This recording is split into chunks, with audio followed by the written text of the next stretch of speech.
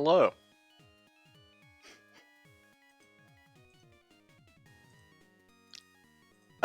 So, couple of things. First, oh, did I change the game name? Fuck, dude.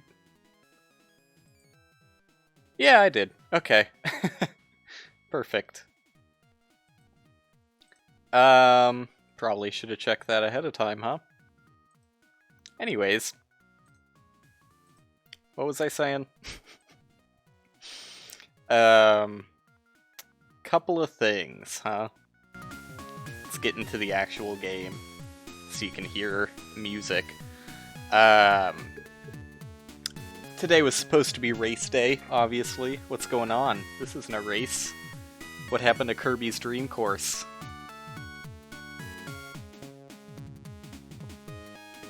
Basically, let me lay it out straight. The other racers have publicly announced that they hate me, and they never want to do anything with me again. But no, basically, 3 of the guys just couldn't make it, because one of them, I'm not sure if it was talked about on my stream at the very least, but Dick has, as of like 2 weeks ago, had his first child, so that kind of takes up some time. And today was his first day where he is going back to work after taking some time off with the kid. So yeah, he was busy today. Nicholas had some family stuff to attend to, and Donald was, I don't know, busy. His is the one I know the least amount about, but you know, 3 of them were busy, so that's fine. No race today. We will continue races as usual going forward, I assume. But for now, just gonna do some cave story, because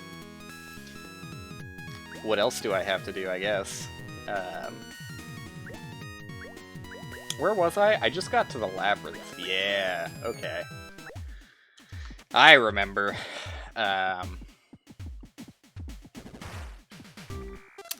So this is the first part of the game that's actually even remotely difficult, honestly.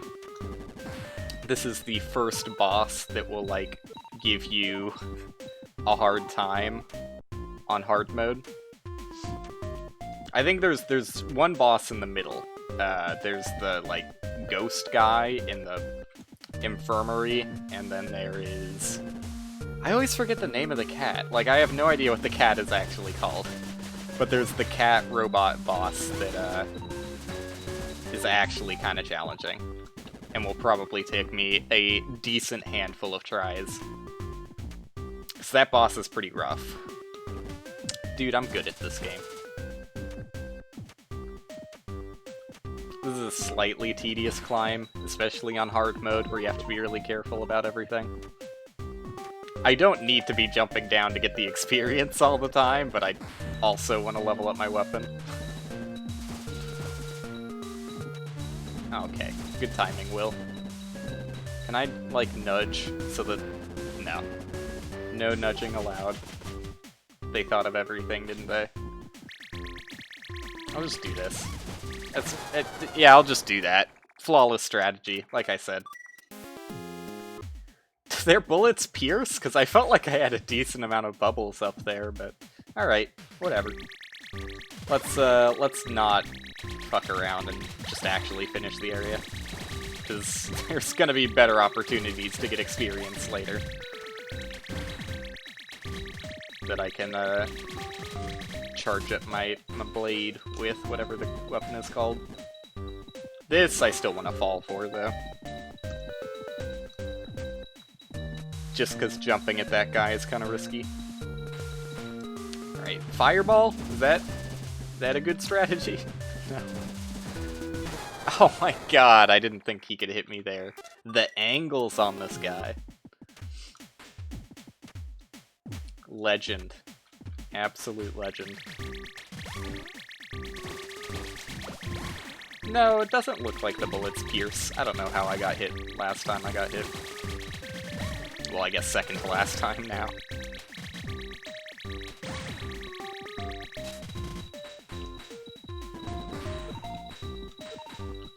It's always weird to me that, the ammo on weapons doesn't recharge if, like, you switch to another weapon. It makes sense, but, like, does it, though? So, like, if I get that down to 50 or so and I switch to blade, like, typically you would expect the weapon to already be recharged if I was just not firing on the weapon, but then when I go back, you see it was still at, like, 50. Which, I don't know, seems kind of weird when, like, you can already really cheese, like, weapon, cooldown time, I guess is the best way to put it. By doing weapon swapping with, like, all of the, semi-automatic weapons. Oops, wrong button. There you go. Like, that's the fastest damage output you can do on the non-rapid-fire weapons. I'm just gonna jump under him. There you go. Okay, well, I did also fall. But, let's just get right to the chase, you know? Be fearless.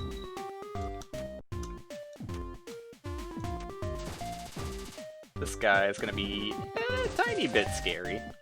Oh god. Don't bonk your head.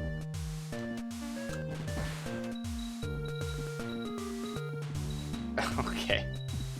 Perfect lineup. I got myself all prepped for that jump and I just walk off. I am a little bit scared of this guy though. There you go. Just had to time it perfectly. Blade's not gonna... Ooh, it actually will. Yeah, there you go. Not bad. For these guys, probably Fireball seems best. Oh yeah. Now this is where you get the blocks. Can I just jump that? Yeah, okay. I kind of forget how the end of this area goes. There you go, all the way back down. I saved myself a little bit. Is there anything over here? No. Back we go. Take me with you. Now we go all the way back down. The intentional way.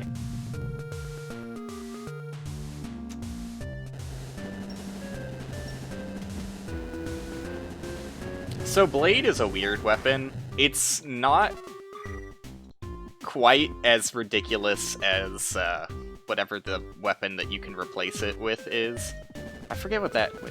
Is it like Nemesis or something? It's got a weird name. The one that's stronger at level 0.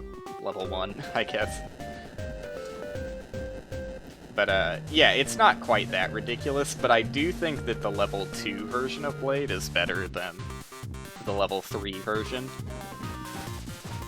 Because the special part about the level 3 is that, like... Well, first off, you can only have one blade active at a time, so similar to Fireball, which is limited on how many you can shoot at a time, Fireball you can shoot 4 at a time at max level. For Blade... For all levels of Blade, you can only shoot 1 at a time. But that means if you get really close, you can still spam incredibly fast and do, like, absurd damage. The problem is, Blade level 3, even when you successfully hit an enemy, the projectile still persists for, like, 3 solid seconds after you hit it. So you can't spam it at all. Whereas Blade level 2... is just like a stronger version of Blade level 1. So similarly, you can spam the hell out of shots and do ridiculous damage. Like, this does 15 damage at level 1. I don't remember how much damage level 2 does, but it's bigger, so it's gotta do more damage. These are friendlies. So this is where I could get the snake. I think I can get it right now.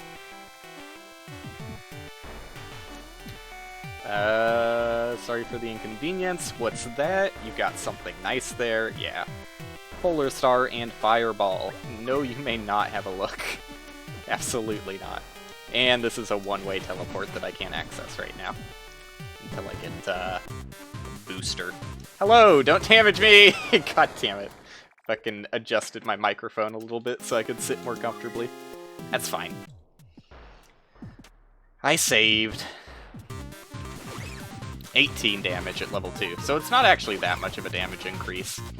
I am not going to go out of my way to keep this at level 2, because that's just like a completely, like, impossible goal, honestly. Like, it would be nice, for sure. It would be nice if I could keep it at level 2. It also has shorter range at level 2, it looks like.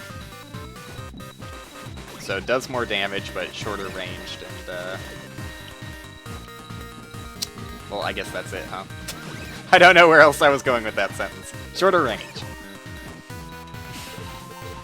And then level 3, I'm not sure if it has a range difference, but definitely bullet persists, which is a little bit of an issue. I mean, overall, I'm pretty sure the bullet still does more damage per bullet, but because you can shoot less of them, like, look, when you successfully hit the projectile state, it's not 3 seconds, but it's like, it's longer than you would like. And also it has, like, secondary bullets that come out of it, those little, like, blade slashes that increase the area of effect while making it so, like, instead of just making the whole bullet bigger, which would, like, collide into walls, it effectively makes the attack bigger, but keeps it so that you can still shoot it, like, right next to walls. And that is the in-depth analysis on Blade. Alright, so I forget how to do this. It's always kind of awkward. I'm pretty sure you just have to, like, talk to Curly a lot, and then talk to the doctors a lot, and then eventually you can do what you're supposed to. Okay, here you go. You have to talk to the doctor twice after talking to Curly, and then you get the key. Ta-da! I also forget how to get that, secret chest.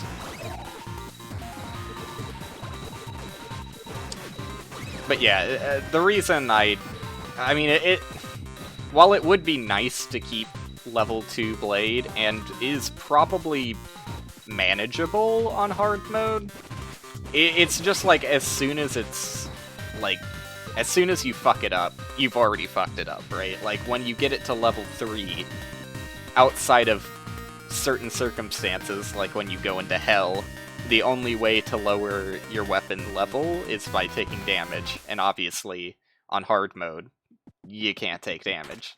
So I just figured I'll bite the bullet now and get it over with, just be satisfied with, I forget how this boss works, by the way.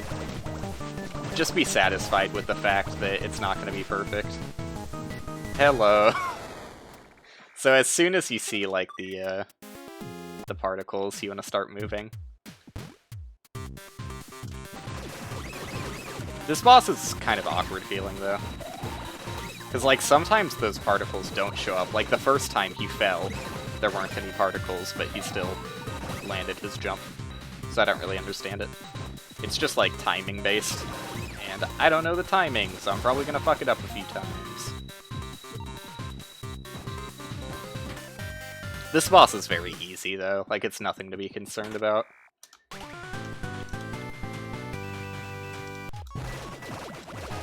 You just have to stay somewhat far away from him. Oh, nope, the particles did show up. That time, at least. Yeah, so long as you're moving when he starts falling, you're completely fine. See, no particles that time. I don't know. It's weird, it's random, it's wacky, it's zany. There you go, he's dead. Very easy boss. Like, literally all it does is jump up and down. And the particles do actually damage you, though, so it's slightly more dangerous than it looks, but this is whatever. Easy peasy. Alright, now I'm gonna take this a little bit slower to make sure I don't have to fight it again. I could probably just come over here and yeah, this is probably the best way of handling these guys. The roaches on the bottom are a little bit annoying, so they've all kind of clumped up where I want to land. Hello, yes, you guys. Could you scoot over a little bit? There you go. That went better. But yeah, level 3 Blade is actually not that punished when you account for like multi-weapon spamming, weapon shuffling while attacking. Because by the time you loop back around to the Blade, you'll be able to fire it again. It's not super accurate here because, like, it does last longer when you actually hit something, but it works out alright. I mean, if I need to, I can try and... It's really hard to, like, mash and then slowly swap weapons, though. So, I'll figure it out. It's probably going to be fine. The only time that actually comes into account is what's his name? The core fight. Because when you don't have Spur, that's the best way you can output damage. It's by spamming through all your weapons really quickly. Alright, we got the cure-all. Hello. Do I talk to you, or do I talk to the... I talk to the doctor. There you go. Leave the rest to you. And then I think what you have to do is leave, and then immediately go back in, and talk to Curly.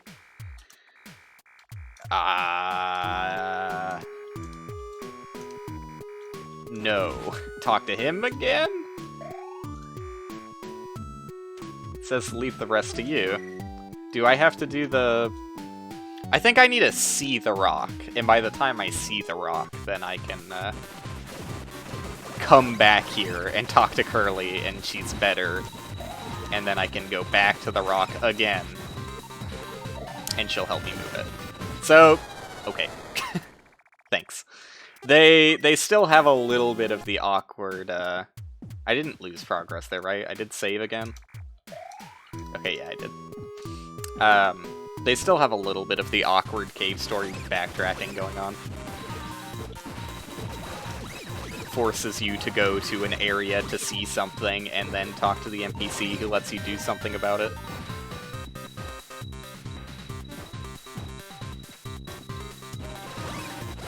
It's not the worst complaint. Also, if I wasn't on hard mode, there is a damage boost you can do to get up and get that item pre-booster. But because of hard mode, I gotta wait on that one. I think that's the one that lets ammo weapons recharge faster. Alright, so here it is. This is the worst of the worst in terms of walkbacks to boss fights. Because you have to clear out all of these roaches. It's very tedious. Because if any of these roaches are alive during the boss fight, it makes it infinitely more annoying.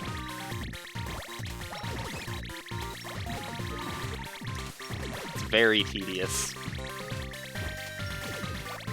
It's just like a mundane chore you have to do. So, to make up for that, let's just kill the boss first try, and then it's not that big of a deal.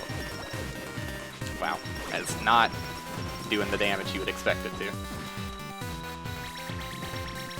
So I actually use Bubline on this boss quite a bit. God, it's gonna take me a while, because like I said, this boss is decently difficult. It's the first boss that's like actually a real challenge. Because it shoots out like a lot of like errant bullets that you can shoot down, but like obviously for best damage you just want to be standing inside the boss, spamming its middle piece. And if you're spamming its middle piece, then not that many of your projectiles are even going to be able to hit the stray bullets he's firing. Okay.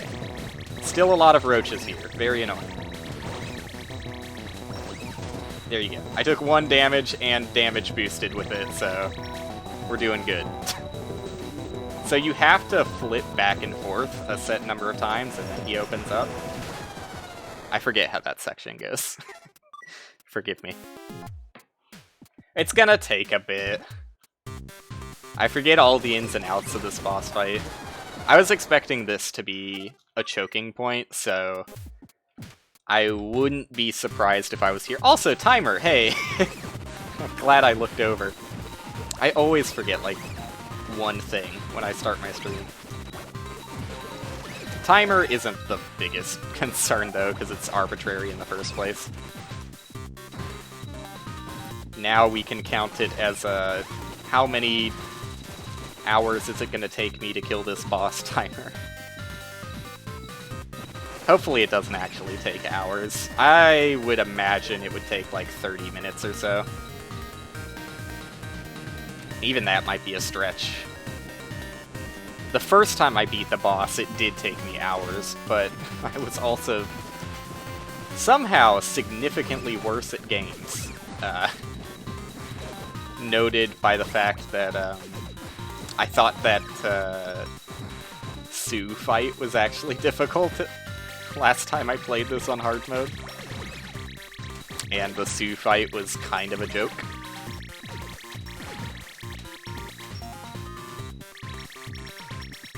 So there's no convenient way of doing this. It's just always going to be a pain in the ass clearing out these roaches every time, and because they're random movement pattern, sometimes they just stand inside the boss, like you see that guy doing. There's no way of hitting him. Now I can. And there's always these guys out to the right that you just have to rush down and kill very quickly, because the boss starts activating as soon as you walk over here. Oh, that roach is going to be a pain in the ass. Quite honestly, he should be run over there. So I'm going to sit on him just to recharge. Like I said, I don't really remember how to do this section of the fight, so it shoots bullets. Quite a few bullets. Quite a few bullets. Kind of a scary amount of bullets. Took 1 damage, that's fine. I can heal that up. Running into the gates at the side of the boss arena aren't that bad. So, ooh, yikes. Yowzers! Ah, this is gonna take ages. I think the best strategy there is to throw like 1 blade shot and then run back and do Bubline. Bubline is like easily my safest way of dealing damage against this fight, because it just shoots so many projectiles. Unless you want to rely on like the RNG nature of the blade and like its target prioritization with its bullets, which I don't really want to deal with. It's pretty random whether or not you're going to be able to survive just standing like right underneath him spamming blade. It can work out, I'm sure, and there's probably ways to make it more consistent, but I'm gonna go with the safe strategy, because I don't want this to take forever.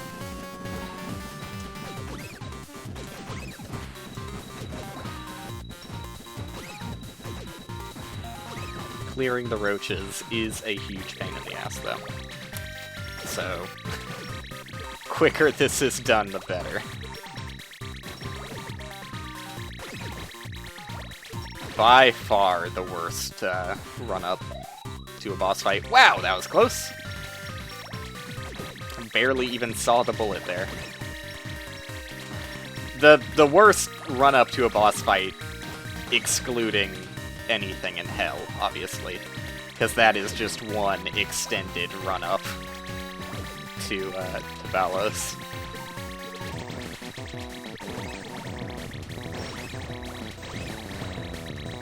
Which, depending on who you ask,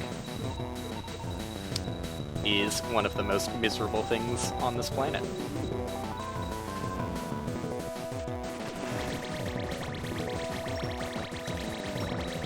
I'm probably not getting any hits there. That was very close, also. I should stay a little bit closer to guarantee I'm actually hitting the boss.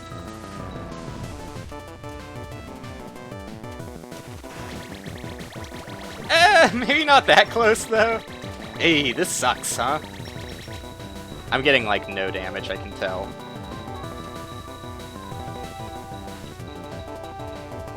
Like, I'm getting some damage with my initial blade shot, but that's it, really? I don't know how many cycles this is gonna take at this rate.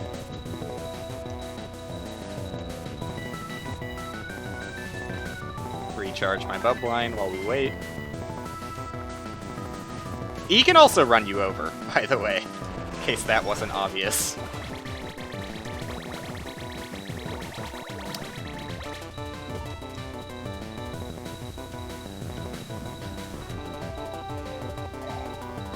Why do I have a timer if I don't run the game?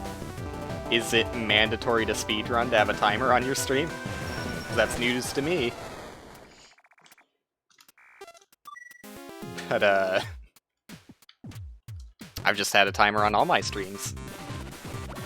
So if you take an issue with that, then boy oh boy, you'd probably take huge issue with my 3-hour timer on Super Mario Brothers.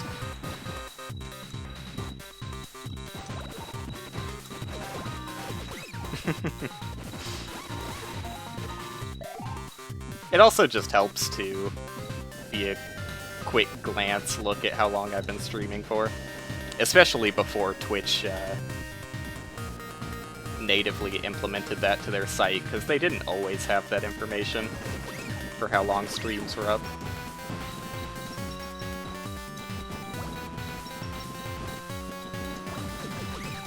But it also doesn't help when I forget to start the timer, like I did on this stream.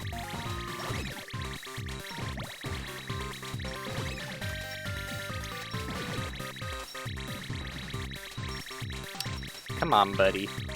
Not everybody has to live by your clock.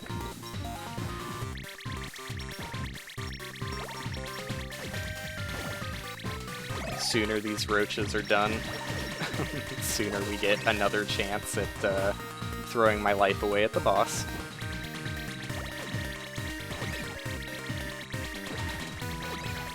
Alright, I think this, like, triangle is a good spot to, like, yeah. Pretty much right when you run past that triangle, boss fight actually starts. Okay, well, well, that was awkward. Combination of panicking because I didn't kill those guys, and also stumbling on the little footsies of the robot. Because, like, the little footsies of that robot bounce you up and down. And if you happen to be mid-bounce, then your jump isn't actually going to come out.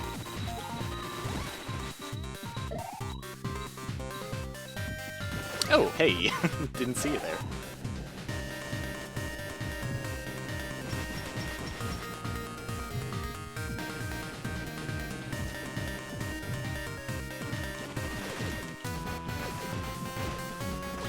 Do that many people even run Cave Story on hard mode? I'm not saying it's impossible. Like, I would definitely believe... Yo! That was a very quiet alert message. God damn it. I spent so long adjusting the volume on that. And it still ended up really quiet. But hey! Thank you for the raid. Appreciate it. Now, everybody can watch me fail this boss fight over and over again.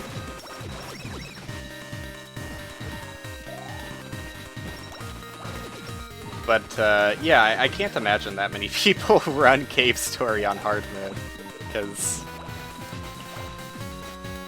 that is quite a lot to do. Maybe, like, easy ending, but especially the final 3 bosses are, like, really rough.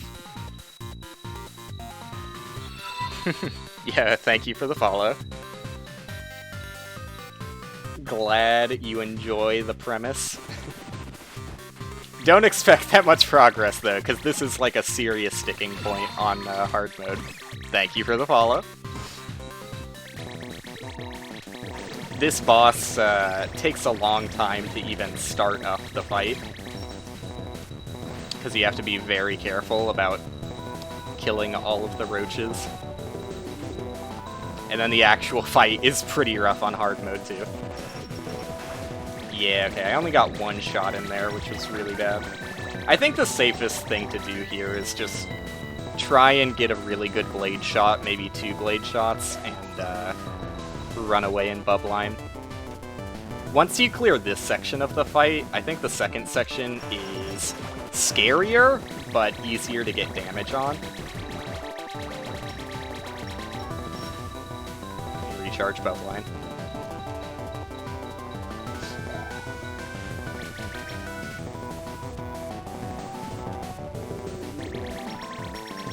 Oh, what am I doing? That's not the weapon. Okay, this is gonna be a completely wasted cycle. I was still thinking about Cave Story hard mode speedruns. Because I think easy would be not the worst thing in the world. This boss would probably be a sticking point on speedruns too, but especially the final 3 boss fights for the normal ending.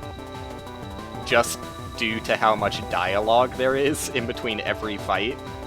Every single failed attempt at the final 3 bosses would be misery.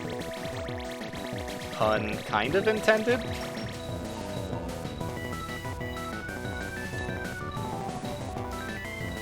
Alright, one little guy left. And then the actual boss is damageable. I can probably just sit here and throw blades at him. Yeah, okay.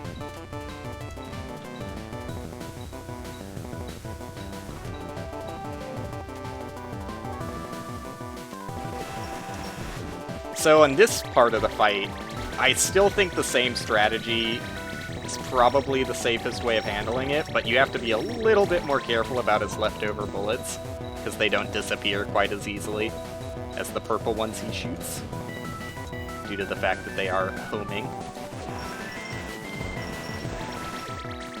This is actually going really well. 1 bullet. Okay, gaining on me a little bit, there you go.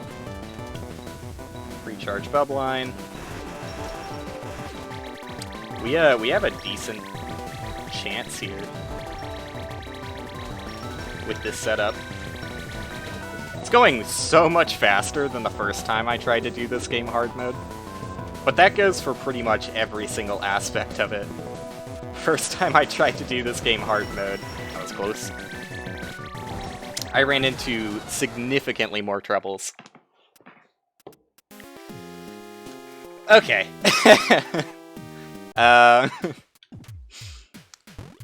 death,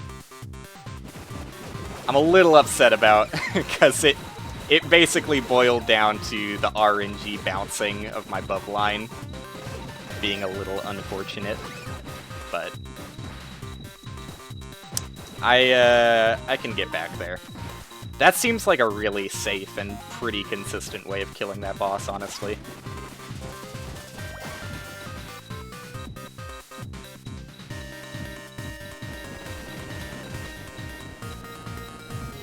So I don't think I'm actually going to have nearly as much trouble as I thought I was going to.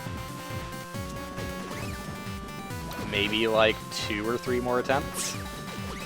Well, let's give myself some credit here. Maybe 1 to 3 attempts, because I'm pretty confident that I could do it on this try here, so long as the roaches behave.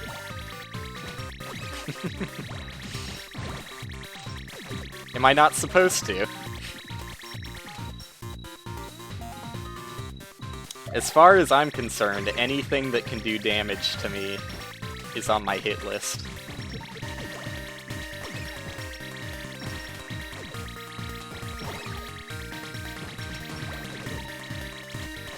Hard quote ain't taken anything back to prison. He's taking names and leaving no one alive.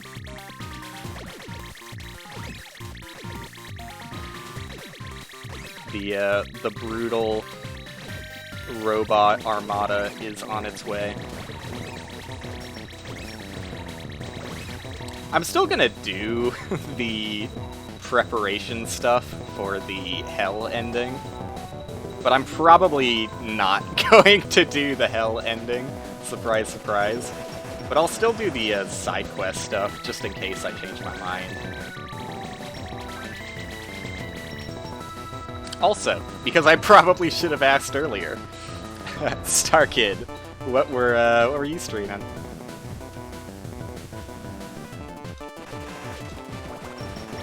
It's probably the polite thing to ask, I assume. I get so sidetracked with my own bullshit, sometimes I forget to be nice.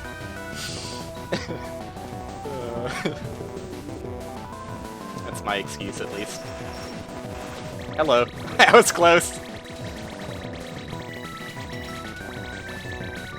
That quick turn back saved my life there.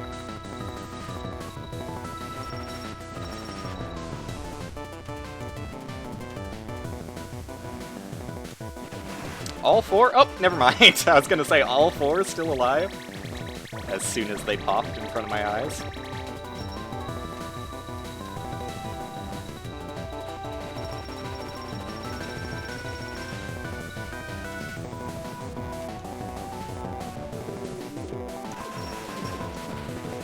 All of the bosses I've thought were going to be trouble have been pretty free so far. I'm still certain that I'm going to have some trouble on the core fight, though, because the core is really hard, without booster at least, and I plan, like I said, on not taking the booster, just in case I want to do the hell ending, which nobody keep their hopes up for that, because that is unlikely that I will have the mental fortitude to learn how to do hell damageless. That is a task.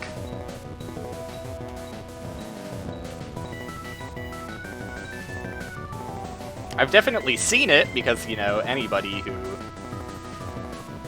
has played Cave Story has probably been like, how do you beat hell? And the first YouTube result is somebody doing it damageless. Nope. Well, not damageless, but on hard mode. Because at least the YouTube video I saw takes advantage of part of the Ballos fight, like the last phase of the Ballos fight where the... Oh, fuck. My jump didn't come out.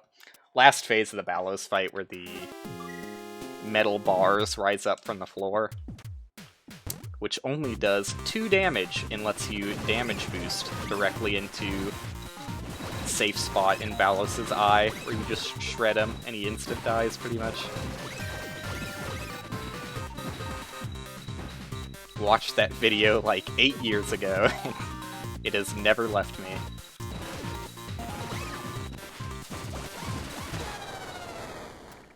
That doesn't count as an attempt. You know, you have to have one embarrassing death to the roaches. I'm surprised the roaches haven't been that big of an issue on the boss fight, because sometimes they're really annoying and, like, run behind one of the red gates, like the far right one. And then, like, mid-boss fight decide, hey, how's it going? Now's my time to pop up and ruin your life. But they've been pretty nice.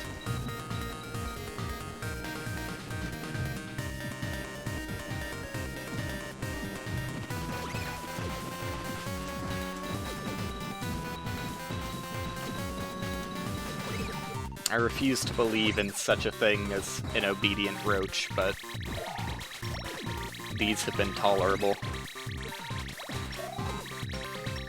Living in Texas has led to an extreme hatred for the creature. God damn it, dude.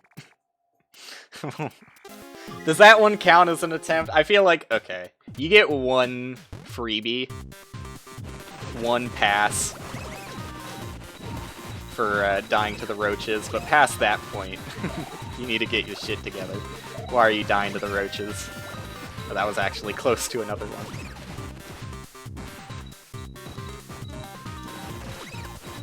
But yeah, I have lived in many households with far too many roach guests. The worst of which was in Galveston. Lived with my dad there for like a year or so. And the Galveston houses, at least like most of the Galveston houses, are really old. Almost antiques. Like if you look at maybe 50%, probably more than 50% of real estate in Galveston, you can safely imagine it being there for around 100 years at the least. So what comes with that is many holes. Many holes in just about every single part of them. Safe to say they aren't the most... He shot me. They aren't the most bug-proof of locations. And, yeah, living in that Galveston house, I would say... maybe... Oh, that guy's alive! Alright, let's remember what I said about getting my shit together. But yeah, I would say at least, like, if you went a week without seeing a roach in the house, that's a good goddamn week. Like, pat yourself on the back, because you're not going to get luck like that for at least another few months. It's very, very uncommon to go any amount of time without seeing a roach in that place. And not just roaches, spiders, stick bugs, which probably have a better name than stick bug, but that's the one I've always used.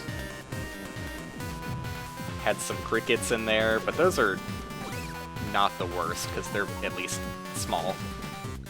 Oop, this is dangerous. So yeah. I don't have the best relationship with bugs. I feel like most people don't, though. It always weirds me out when people are, like, interested in bugs, which is, you know, it's a fair thing to be interested in. I'm not saying you can't be interested in bugs. Especially, like, I understand tarantulas more so than any other bug. Because, they're big enough to the point where it's not like you're going to miss your tarantula. You're not going to be like, where'd that son of a gun go? You know, no tarantula is going to sneak up on you, really. So I guess I kind of understand tarantulas. And also, they're... I mean, a lot of people talk about how they're fuzzy.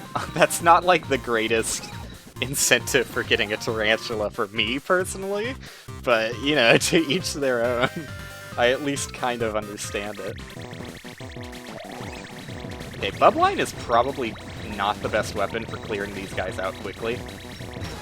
I should maybe rethink my strategy for those roaches. But like people who own roaches, for example, as pets, I will never understand that. I just don't get it. Like, seeing a roach, like, even talking about roaches, I just pulled my legs up, because I'm like, I don't know, dude. I fucking hate the thought of seeing one of those dudes at all, let alone choosing to take care of some. Yeah. It ain't for me.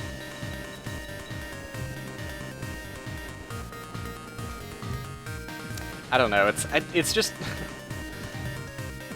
Bugs are very strange to me, because, like, I don't know, when I look at my cat, sometimes I kind of get a similar feeling. Like, I'm not gonna say, you know, my cat is a bug, but, you know, it's a similar level of, like, I got no idea what the hell you're doing sometimes. that you're basically a bug to me. But at least it's like a nice, soft bug that only sometimes scratches. Like, that's the weird part about it, is that, like, a cat... and, you know, I'll mention dogs, too, because, like, dogs can be... You know, if not properly taken care of, and depending on the situation, dogs can be, like, really, actually dangerous. Cats, not really. Like, a cat'll scratch you, but you know, how many times has someone died from a pet cat? Probably not that often. Well, outside of, like, diseases, like Bartonella, maybe, but... Outside of that, which is more just a thing with, like, fleas. I don't really blame the cat for that. Anyways, I'm getting super sidetracked here.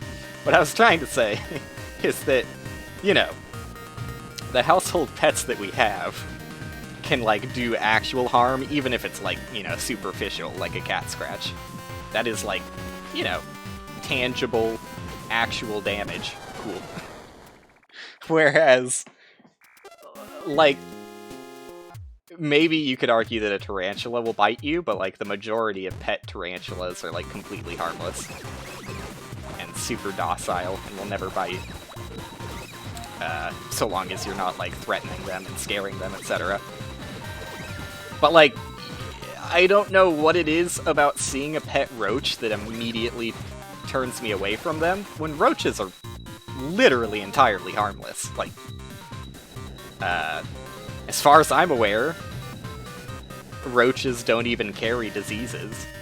I think the only reason humans are grossed out by them is just because, like, I don't know if it's a instinct thing, instinct thing, or if it's a learned behavior or what, but to some degree, if it was instinct, the only instinct I can imagine is that it's like a sign that you aren't living in a clean environment, since roaches live off of garbage. So that's the only, like, actual argument I could pose for genuinely having a distaste for roaches, because, like, outside of that, they don't do any harm. Like, at all. I think the thing about them that really gets me is how unpredictable they are, and oh god, no, okay, I need to stop thinking about roaches, dude. Okay, let me fully pull my legs up, because I don't know, I can't explain why when the thought of roaches, like, instantly repulses me, but it does. It really does. And, I think the only other thing that gets me, like, really... oh my fucking lord! When am I going to get a real attempt at this boss fight? It's the goddamn roaches, dude, I'm telling you. I'm telling you. The only other thing that gets me, like, irrationally afraid is deep ocean stuff. Just, like, not even deep. Like, I'm not even gonna say, and not even ocean. Because, I've also gone swimming in a lake. It's just any, like, unclear body of water where you have no idea what is, like, swimming around you or beneath you is terrifying to me. I absolutely hate it. Yeah, that shit gets me. So, roaches, though, man. I don't know. I'm pretty sure I've always been afraid of roaches. It's hard to say if it's a learned thing or not. I mean, there would have to be, like, real studies. There probably have been real studies, and I am just ignorant of them. But, you know what? It's safe to say I don't like them. They freak me out. I just wish they didn't fly. Like, the fact that they can fly The fact that they aren't very good at flying, so they fly in like super erratic patterns. The fact that they aren't even really good at walking, so they like walk into walls and climb up ceilings, but like they aren't very good at climbing up ceilings and walls, so they'll often fall off of them and then start flying erratically. I hate them. Oh, I hate them.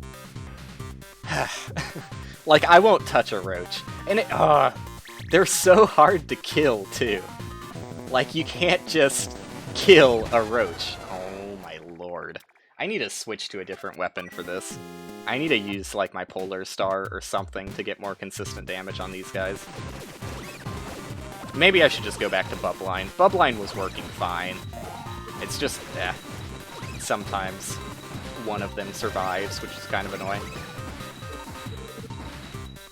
But very true to Roach's nature, in which they will survive against all odds.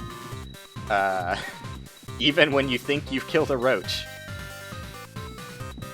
it'll somehow cling to life and find a way to escape. They are, like, completely immune to crush damage. You must use slice damage, or you stand no chance against a roach.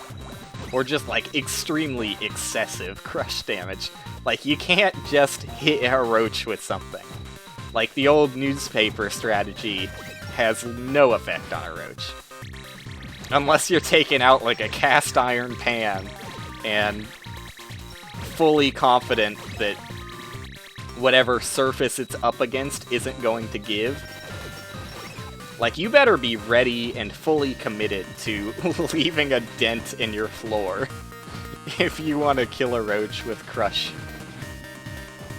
Otherwise, get out a knife, a fork, a skewer, something. Because roaches are not easily crushed. Takes excessive force. Anyways, that's roaches. I hate them. There's probably some tangents that I never fully came back around to and finished, but that's roaches. Okay, Bubline. Don't steer me wrong. You fucking steered me wrong once again. I need a... I was just gonna say I need to take it slowly, but, like, you can't take it slowly. Oh my god. If you don't kill them before the boss shows up, you're in a world of trouble, let me tell ya.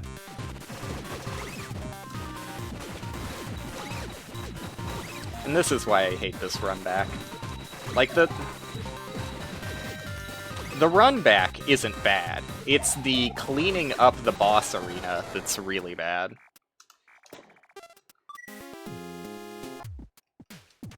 It's been so many attempts since I've gotten an attempt. What happened? I was getting, like, every single attempt was an actual attempt at the boss fight for the first, like, 15 minutes or so. What went wrong? I started talking about roaches, dude. It tilted me.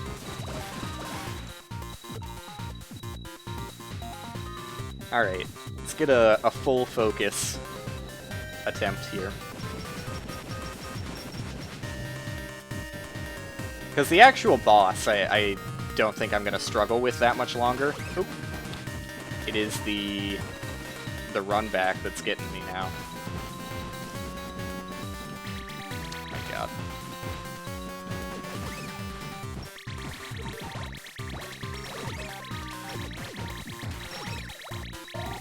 It's so tedious.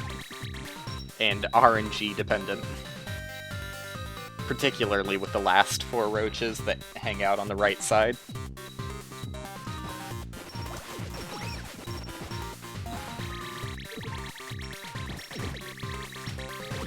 Like, all of these guys are fine. I shouldn't have ran headstrong into that bullet there, but... Bubline puts up a relatively safe shield, honestly. Which is why I like it as a weapon on hard mode. If you're playing the game on normal, it's probably not that great of a weapon. and honestly wouldn't really recommend it. Let's just use Bubline. But playing the game on hard almost necessitates it. I'm not gonna say it's mandatory, but like,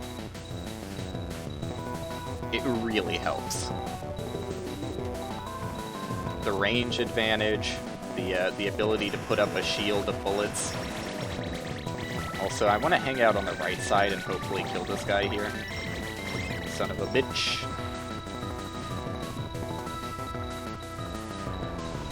I knew he was waiting for me.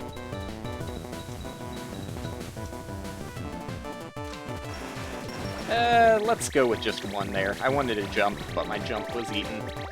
So I'm just gonna go, one attempt there. Or one blade. Swing of the sword. I love, quote, looking backwards going, uh-huh. Oh, I'm stupid. I should have switched weapons. Like, I wanted to throw another... I wanted to throw a second blade back there. By the time, like, if the front... Oop, that was close. If the front little bubble thingies, or whatever those are already popped, I should just be satisfied with one blade per cycle. Because it's very unlikely I'm going to get 2 blades.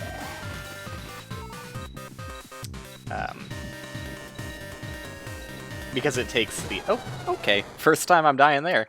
It's unlikely I'm going to get 2 blades thrown against the farther bubbles, because it takes longer for the blade to reach there, and then it activates its, like, 1 or 2 second slice attack that I have to wait before I can throw another.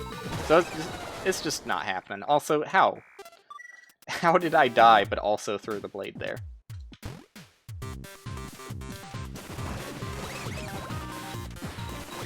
This is the impatient part of the stream where I get reckless. See, look at that. That was reckless as hell. Bullet swept right over my head.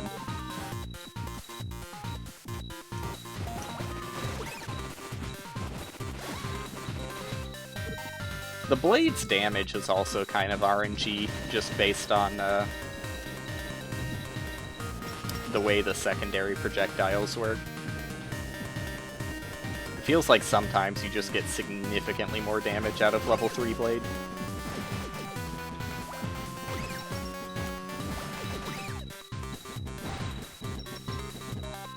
I'm pretty sure last time I did this fight on hard mode, I actually did save level 2 blade for this boss. But, it's no biggie. Okay, I guess I'm going in. I was waiting for the guy who walked away to come back, but guess he's never going to, except now. You want to join the party? Yeah! Let's go.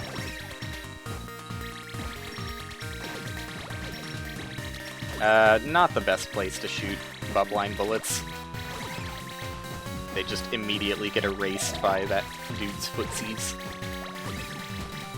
Oh shit, that's the start of the boss fight. Whoopsies. Alright, now I'm ready to go.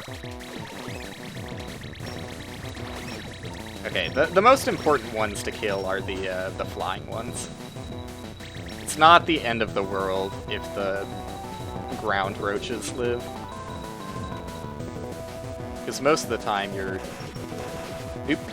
Not gonna get a second blade there. Most of the time you're on the boss's wheels anyways. So unless the roach jumps up, it's not gonna be able to hit you. Nice. 2 blades. It is much riskier to go for 2 blades, but...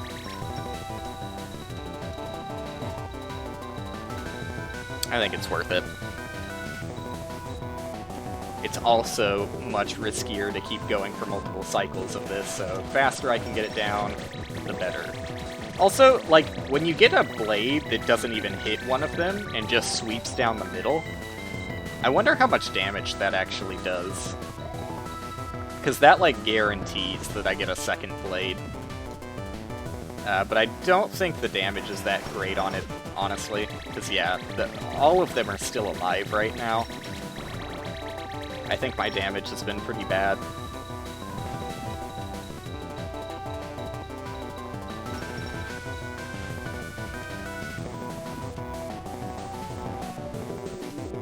Really, all of them still alive. There you go. So it's just the back ones that remain.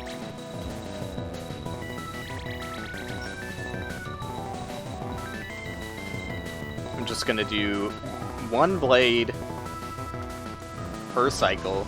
Let's not get greedy here. There you go. It's only the top left one. So next cycle, I can probably just safely spam that one down and be completely fine. Because also, as they die, that's less bullets coming in, since the bullets come from those things. There you go. Oops. Fell off. This is gonna be awkward. It's probably gonna mix up. Nope. My placement was still fine. God, you don't wanna hold run for too long. Because your bubbles stay pretty close to you. You're not actually going to be killing that many of them. You want to be able to turn back around as quickly as possible. Like, if you keep running to the right there, ooh, you're not actually doing that good of a job at clearing these things out. You would think that the bubbles would, like, linger behind you more, but they don't really. Alright, well, my blade hit one of the little fish bullets, so significantly much less damage than I would want there. And also, I can't speak English. Okay. That was pretty good. It's risky standing there where I'm shooting from, because the bullets come right out of those, like, little green nozzles poking out, like, right where I'm standing is where the bullets come from. That's also where I'm standing when I'm throwing my blade, so kind of risky. I think it always comes out of the top one first, though, so I probably don't need to be that afraid. But it's hard to tell if it's random or not. This is going super well, though. Barring a terrible disaster, I think we got this. Oh. Bad damage, but no terrible disaster.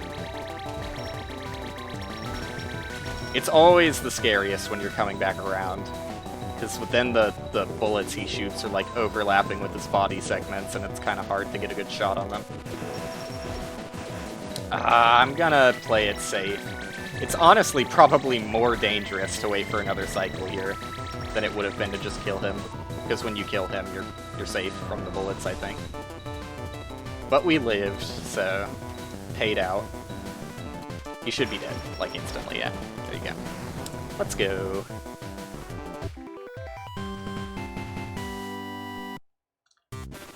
Okay.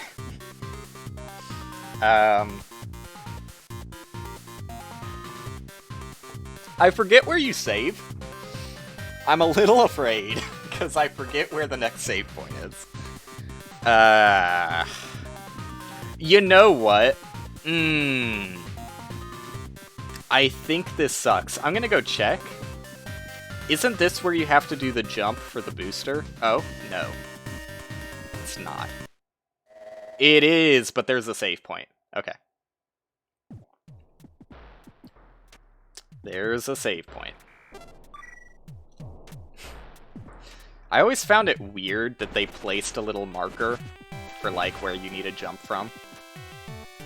Very strange. Okay, oh, Curly's just here. I don't have to go back and talk to her. Nice. Alright.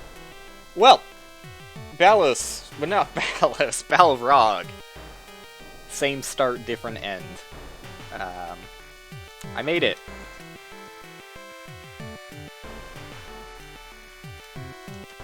Yes. This is the other end, thank you.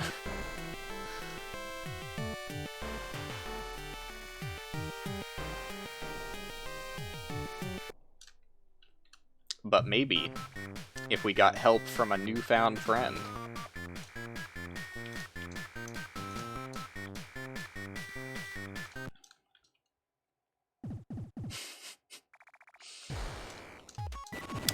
Okay. I forget how to fight this Balrog also. Yikes. Blade is probably not the best weapon here. Yeah, Blade is not a good weapon to use. Let's use Polar Star? Maybe Fire... Let's try Fireball. Oh, you have to talk to her first. Let's, well, I don't know how many attempts this is gonna take, but just to potentially save some time, let's talk to her. Well, that's not that much dialogue. I was gonna say let's talk to her and then jump back and save, but honestly, that is the shorter of the two dialogues, so I don't care. Now just imagine all of this times maybe 10. And that's how bad the dialogue is on the last 3 bosses. Yikes. Really bad damage, because I'm afraid to get close to this boy. I think this is where you get, like, super missiles in the normal... Oh, fuck, he jumped. Does he normally turn around? It's weird seeing the back of Balrog. Balrog's robot ass. What was I saying? This is where you normally get... Oh god, talk to her first. This is where you normally get super missiles. And because I was pretty certain that you get missiles in hard mode, maybe they don't give you missiles at all until the super missile. And, super missiles just aren't a thing.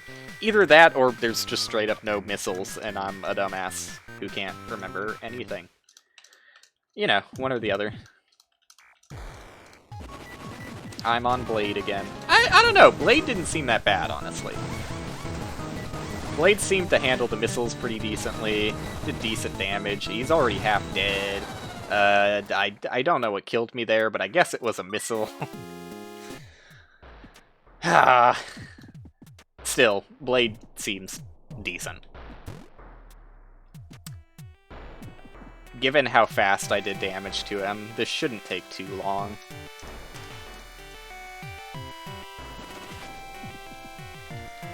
Yep, yep, you got it. I will grab the other side.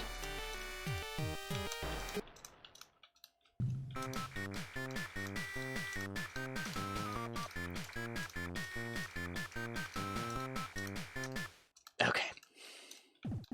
Yeah. Oh, I guess he does turn around there. God damn it, dude.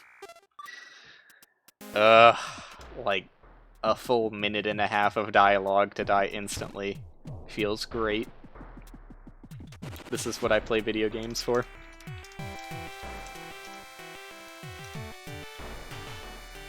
Alright, let's time it. I'm not including that dialogue. It was like 48:20 when I started this dialogue.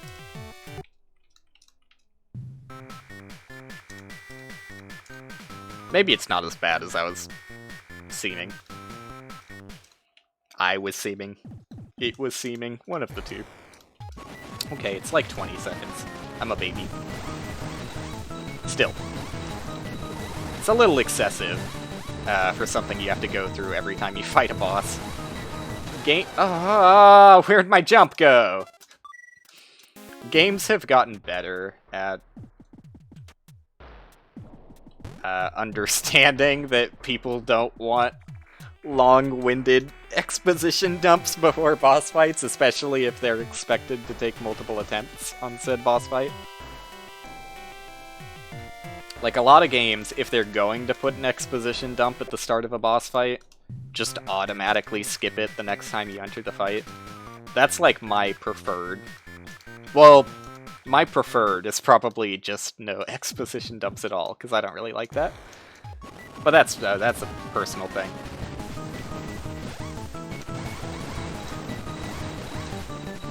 I feel like there's better places to put exposition dumps than boss fights. God. G. Dang it. Nope.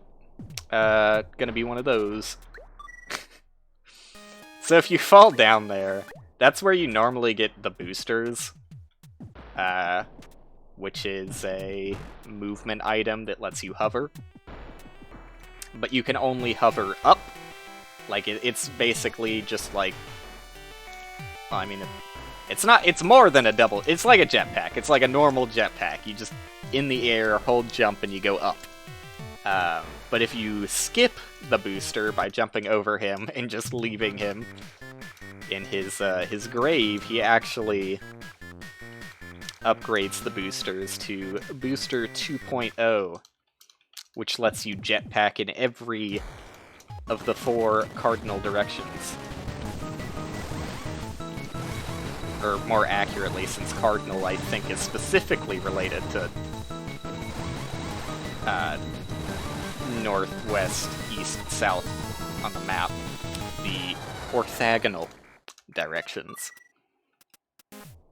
Or is it orthogonal? You know what? It doesn't matter. That's what I'm leaving it at. The up, down, left, and rights of the world.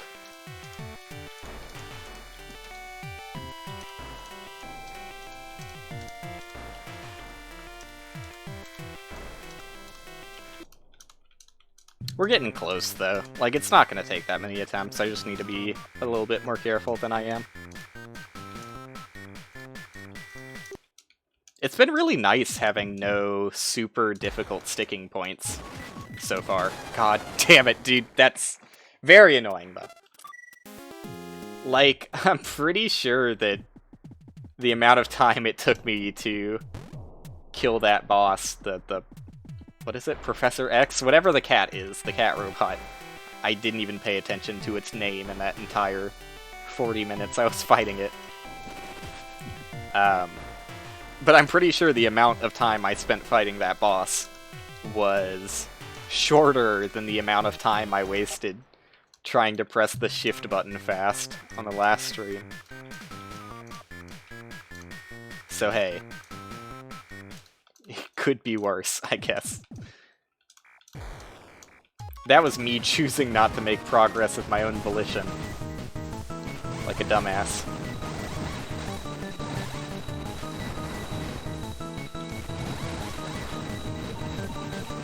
There's some element of luck to this, too. Because if the blade doesn't kill the missiles in time... Oh, we're safe.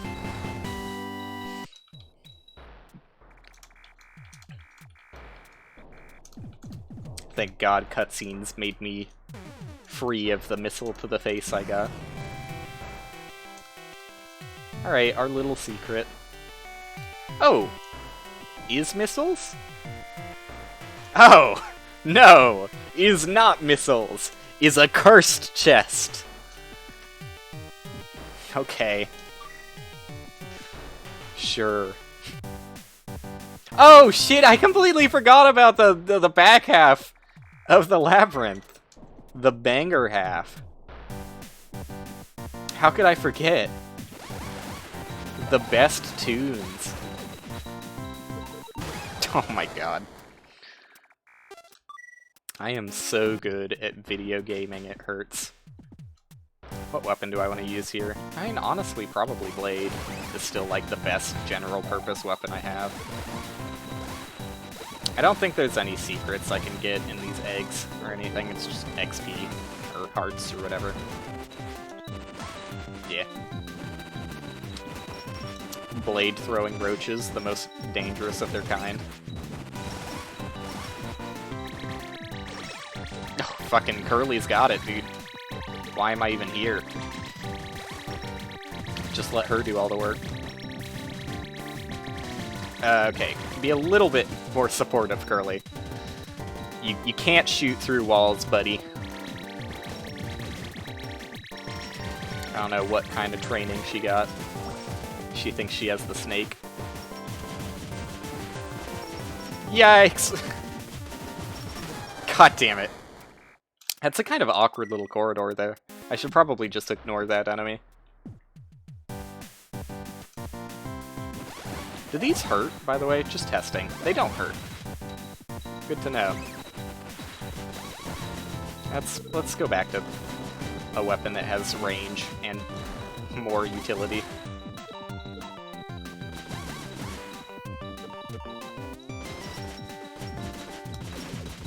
And less damage, and you know what, I'm going back to the blade. The blade is nice, because you just have to land one good shot, and you're fine most of the time. What it lacks in speed,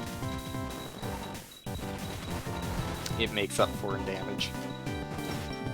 Well, that's still annoying when your massive bullet is just negated by his tiny bullet. Okay. Died to being stuck in a puddle. Actually very sensible, considering I'm a robot.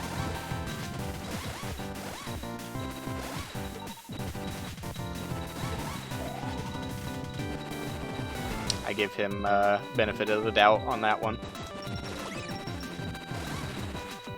I don't know what kind of troubles he has to go through in the water.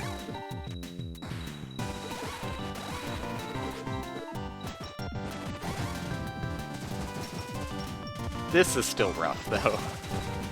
And Curly ain't helping out that much. God damn it. Turns out this section's gonna take longer than I anticipated for a section I had no memory of going into this. I thought as soon as you went through that Balrog rock door, you were just at the core. Silly me. I did say it's been a while since I played.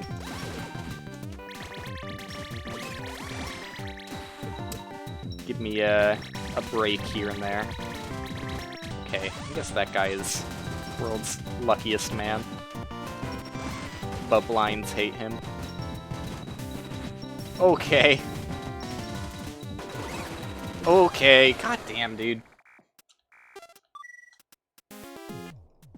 That little pit of enemies is, proving a mite testy. Which does not make any sense, but is one of my favorite things to say, starting today.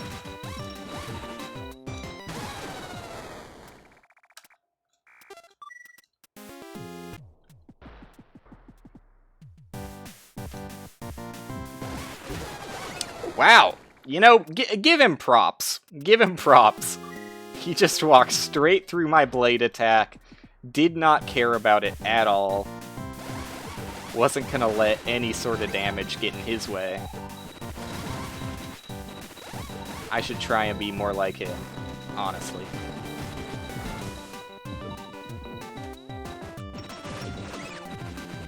Truly a hero in his own way.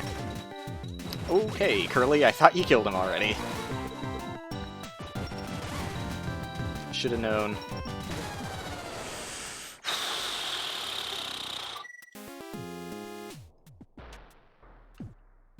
Again, from the top.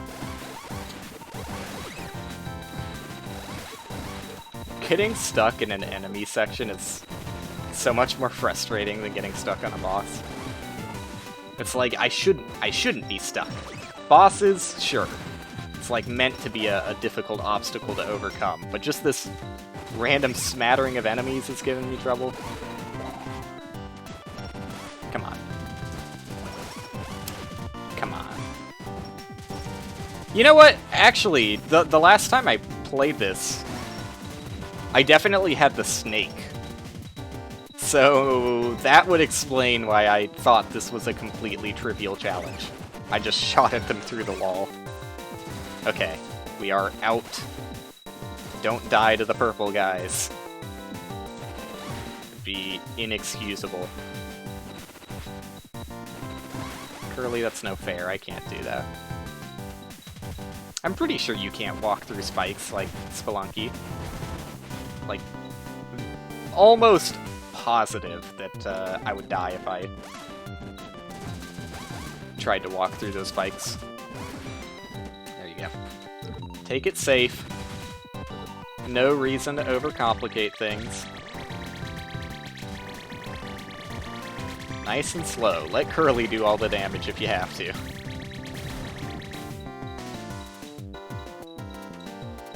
Just be extra careful.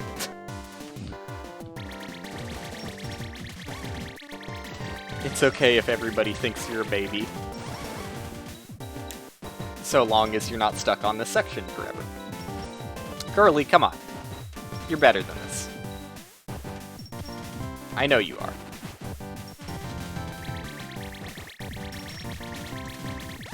Really? None of us can do any damage? We're both incapable?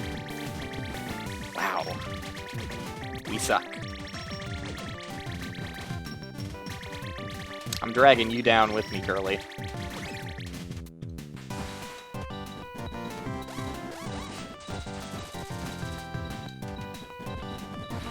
There you go.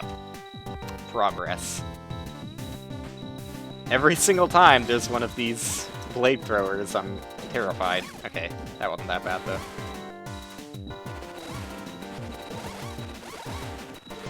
I don't remember where that airstream comes from. Confused a little bit. Is it just a way back up after you jump down here? Please don't be dangerous. Thank you. Okay, it is just a way back up. Weird. I don't trust any eggs. Like I said, quote, takes no survivors.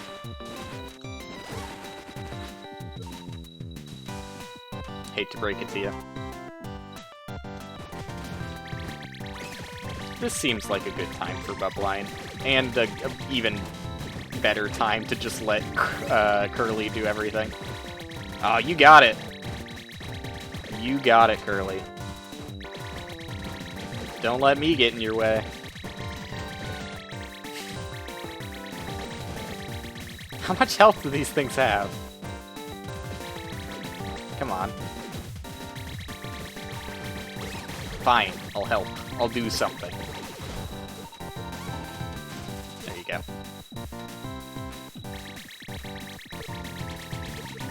Slightly scared of these guys. No need to be, though. This is a long segment, huh? Please, Curly. Oh god, the water.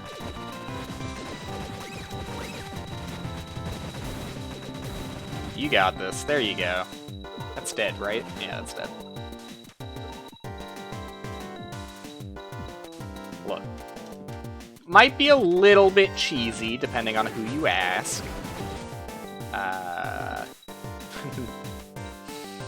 If you ask me, I would say it's effective. And over here, we appreciate effectiveness.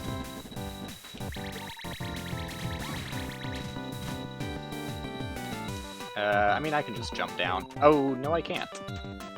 No, I cannot. If only I had some sort of booster.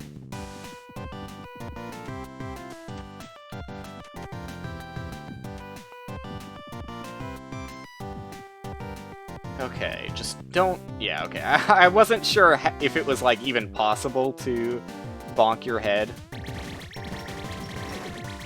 on the spike there, but I didn't want to be the first person to do that. There you go, I'm helping. And who said I'm not a part of this team? I'm at least 5% contribution. See ya, Curly. Oh, shit! She's jumping on air! Open. Yeah, see, I wanted to look down, though, because I don't trust that there's a spike there. Okay. Slightly scary. Oh, this is annoying. I forgot I have to go... Wait, do I even want to save here, though? I would like to... Well, why? Why would I save? What is the point of saving? I'm not going to go back there. I don't think I gain anything for going back there. I don't remember if the shop has, like, anything new. It might. That was fast.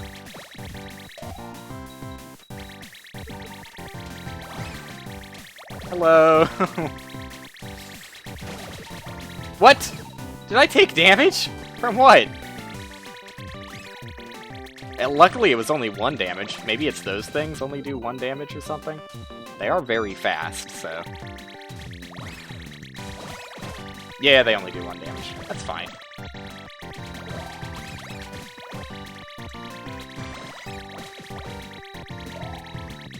Makes me significantly less afraid of them. Curly doesn't help out at all on those guys. Probably because it's an enemy that gets harder when provoked. Maybe not the best phrasing.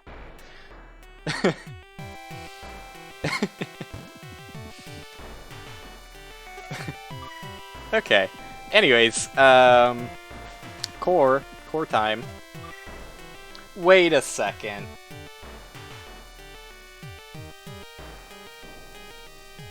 No, okay. I was gonna say, don't I need, like, the breathing device or whatever? I think that's something you literally find in the boss arena. Oh my god. I forgot the button pressing section. Ugh. Like, why? Like, I know you want to set up, like, a moment. That's fine and all.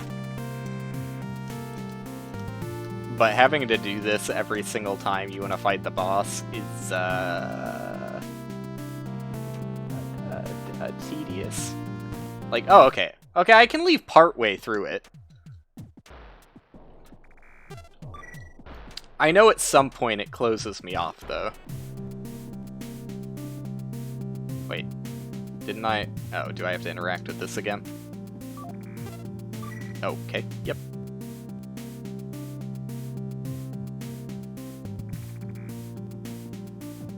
I'm gonna save again. It's like I said, I know it locks that door at some point. Maybe it's just when you walk into the boss arena, though, in which case it's not as bad as I thought it was. I definitely remember doing this a fair few times, but maybe I just didn't know you could go back and save. I am dumb. So...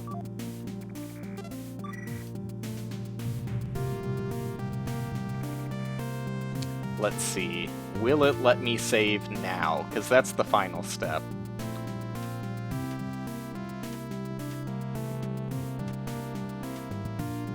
Oh yeah, it does. Wow. I'm stupid.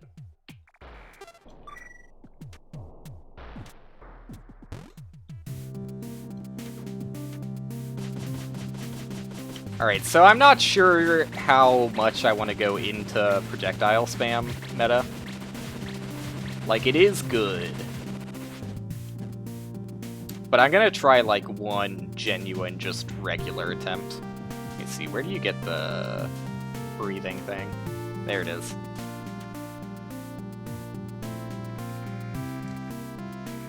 Yep. Oh, that's the tow rope, not the breathing. Curly has the breathing thing. You need the tow rope to... Okay, I remember. I remember.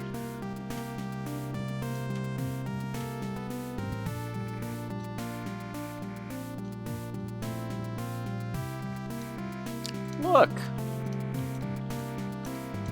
One of us.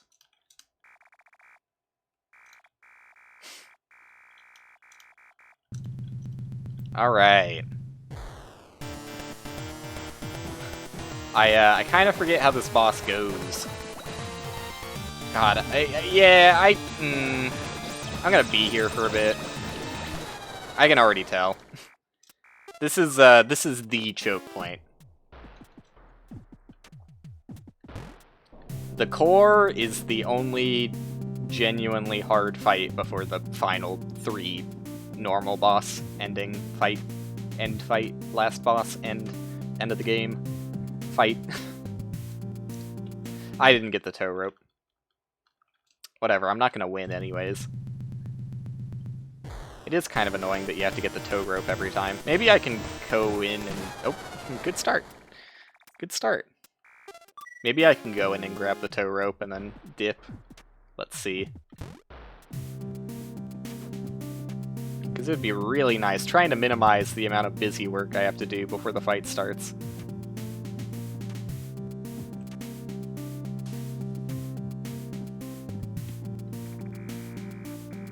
Yep.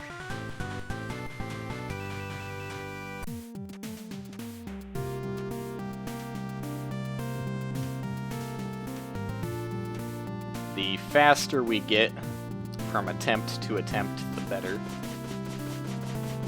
Looks like I'm gonna be able to save. Nah, I knew it!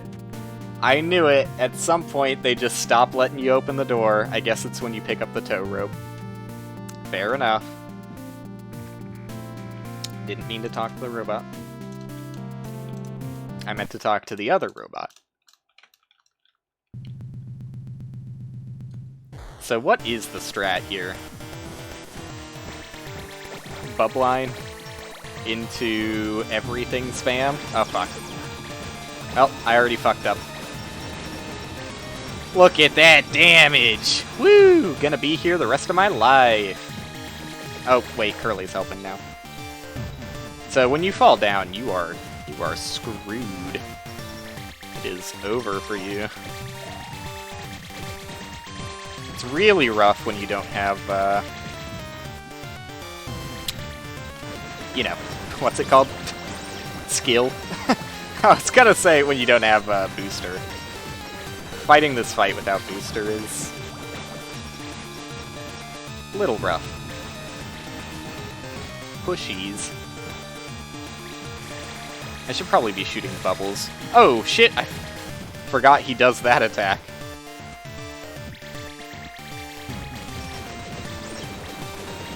I'm gonna keep going for like very low damage but safe strats here.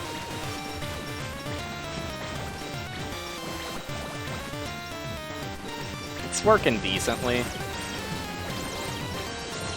Just keep spamming everything you got.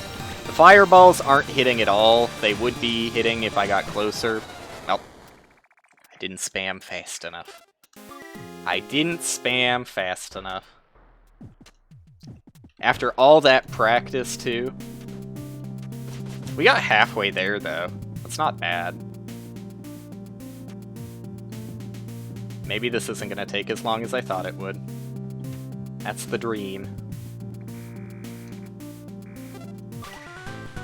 Again, I'm not sure if there was anything else you get by going back to the shop at that halfway point in the labyrinth. I guess it wouldn't be too hard to go back and check it out from here, but it's probably better if I just wait till later, honestly. When I get booster, it's gonna be like significantly faster to backtrack in areas. Especially because I already have to come back here anyways to get the, Well, this sucks. Yeah! It's really bad when there's like a block right in front of you, blocking all your bullets. I have to come back to this area anyways to get the item that I could have damage boosted to earlier, but can't, because hard mode. So I guess could have is probably not the right word to use, huh? If it were normal, I could have.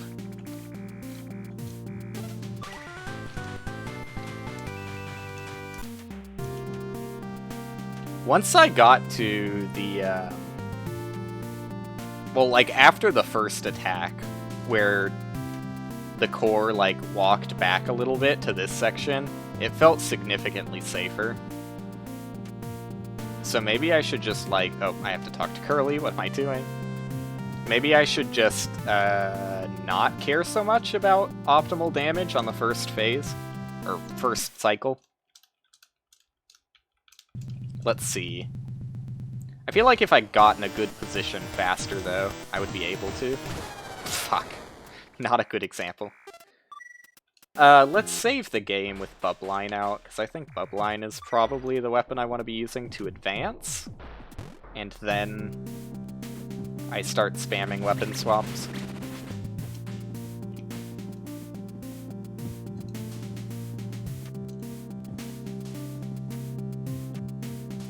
Seems like a plan to me.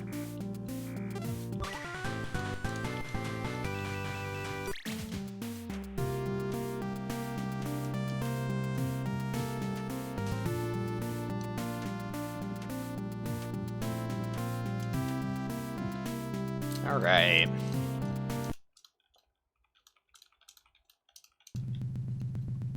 So I think with Bubline I'm going to be able to safely move up a little bit better. It doesn't help if you fall. This is a wash of an attempt.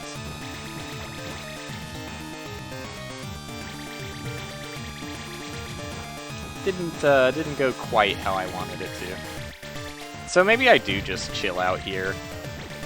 Wait for things to be easier. Yikes, dude.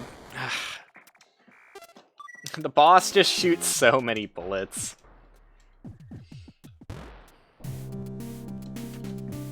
There's only so much you can do to actually dodge them, too.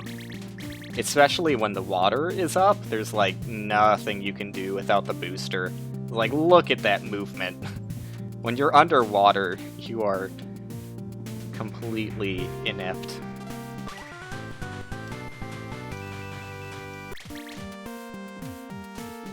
Just uncapable.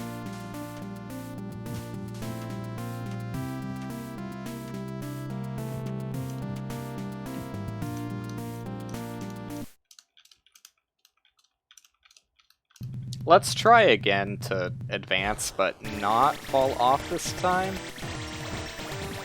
I don't know if I'm going to be able to get up here. Oh! Okay. See, it's not even that much damage, though. Like, is this really worth it? For how risky it is? So long as I'm spamming fast enough, I can make it work. Okay, so this time he's gonna shoot at me, I think. Ooh, whoa. Oh, whoa. No, he's not gonna shoot at me. Okay, I'm gonna keep going as planned then. If that blade attack didn't hit, I would have been super fucked. Had to get out of the way of that guy who was above me. Okay, so when he pushes you, I think, is when he does the big bullet attacks. Yeah, there you go.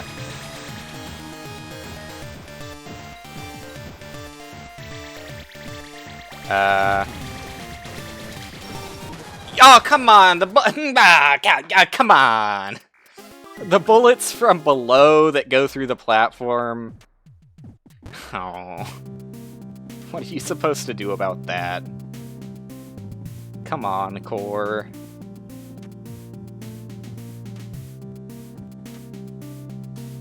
That's annoying that he can shoot through walls. I can't shoot through walls. I guess I could have, but it's a worse weapon in most circumstances to the spur.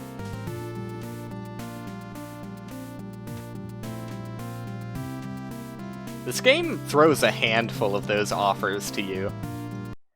It's like, yes, this is better for you now, probably, but actually, in the long run, it would be better if you didn't take this. Example: machine gun, snake, booster 1. That's about it. That's it. But still.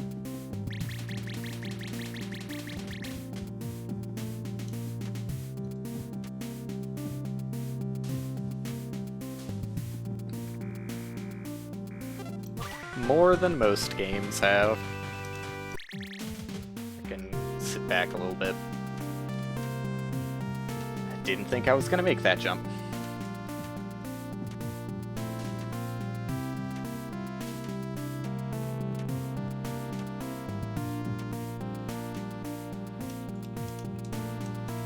It's expected that this boss fight's gonna take a bit. It's just really rough on hard mode in general, but especially rough if you're going for Booster 2.0, and especially rough if you... well, yeah, especially rough if you don't take Machine Gun, honestly, is the best weapon you can have at this point to fight this guy. Oop, that's not a weapon I want to be using. Fucking Fireball. As soon as he stops, like, phases, where well, how do I want to phrase this? As soon as he stops his vulnerable phase, where I can damage him, I should switch back to Bubline just for protection against those bullets.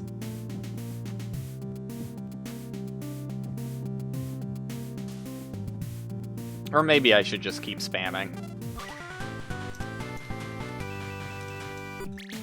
Definitely the decision to just spam one weapon didn't work out there because it happened to be Fireball, which was not the best.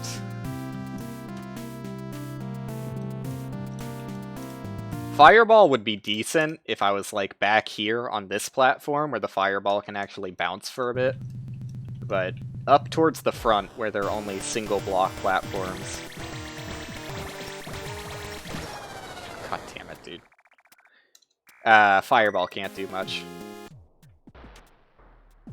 Maybe I should just ignore getting up on that, like, very, very tippy top front platform. Like, I think for damage output, that's probably the best place to be standing, like, as high up and close to the front as possible. But the boss will lower himself to you if you are lower. So maybe I should just stay on the safer bottom platform, where I can actually move around and dodge a little bit. Let's try it out. It's gonna get much less damage when he opens up, but worth a shot, you know?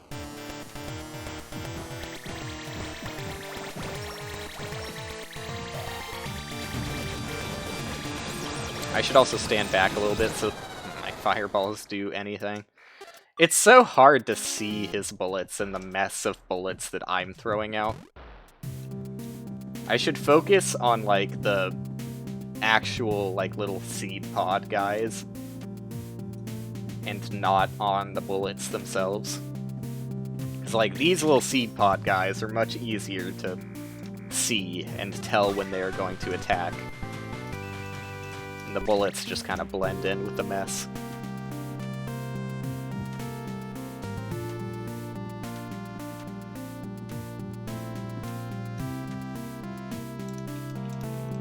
I should be able to, if I'm paying attention to those guys, be able to dodge. That's the dream.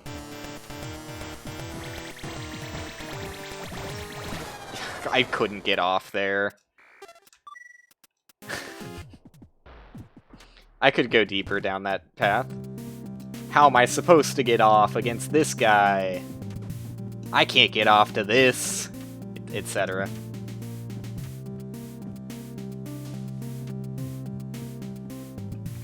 End scene. But really, I was kind of stuck there. Jokes aside, this is a joke-free stream.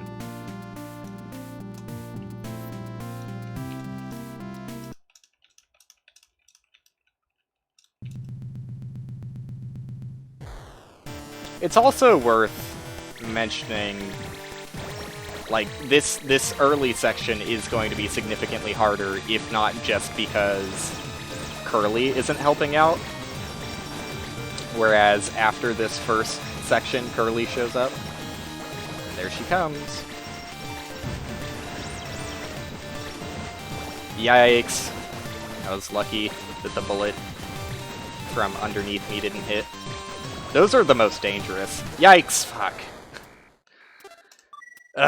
What do I want to do here? It's a hard call. I don't think there's any good decision for this boss. Like, I hate to say it, but this boss is basically a lottery. on hard mode. I'm not saying you can't get good at the fight, but without booster, you just really have no ability to dodge. And like I said, especially when the water comes up. So, unfortunately, more so than most of the other bosses in this game, the first time you encounter Core on hard mode, if you're going to go for Booster 2.0, and you don't have Machine Gun, there's a lot of qualifiers to this, but if you're doing it the way I'm doing it, and I promise, I'm not just saying that to make myself feel better, it is pretty hard. And random is the main point I wanted to drive home. I forgot the random part when I made my ending statement.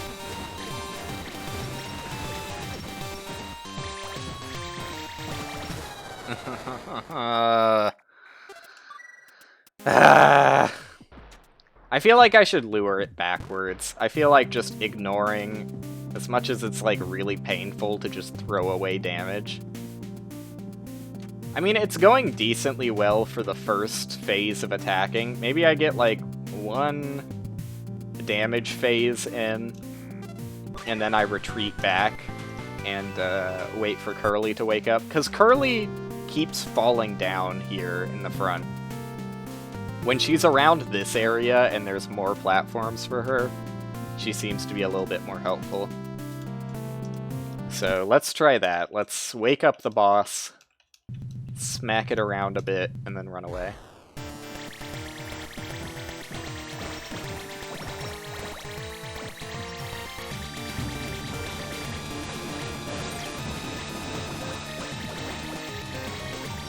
Hey, that was some damage. Alright, running away. Now he's open, but I'm getting no damage done here. I can't even get up because of the water. That was close. So they're going to be able to shoot me from underneath. I have to be conscious of that, but it still didn't matter. This is the only boss that I'm like, when you can refight the core on the normal ending, it's fine. And there's no water in that fight, which makes it even better. But,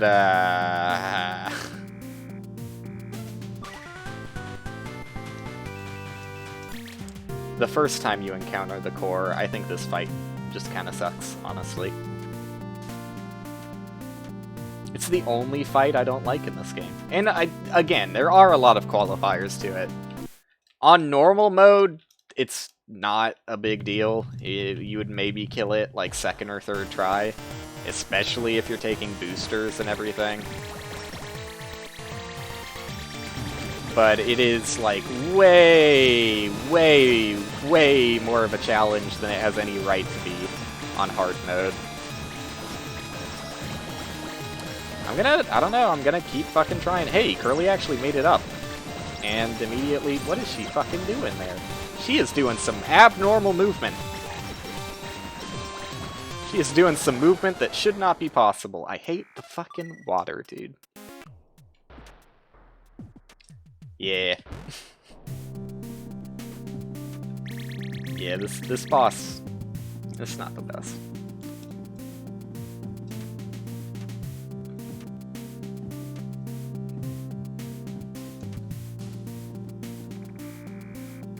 I mean, I do still, like, what I'm doing here is, to my knowledge, the best strategy, which is spam every weapon you have.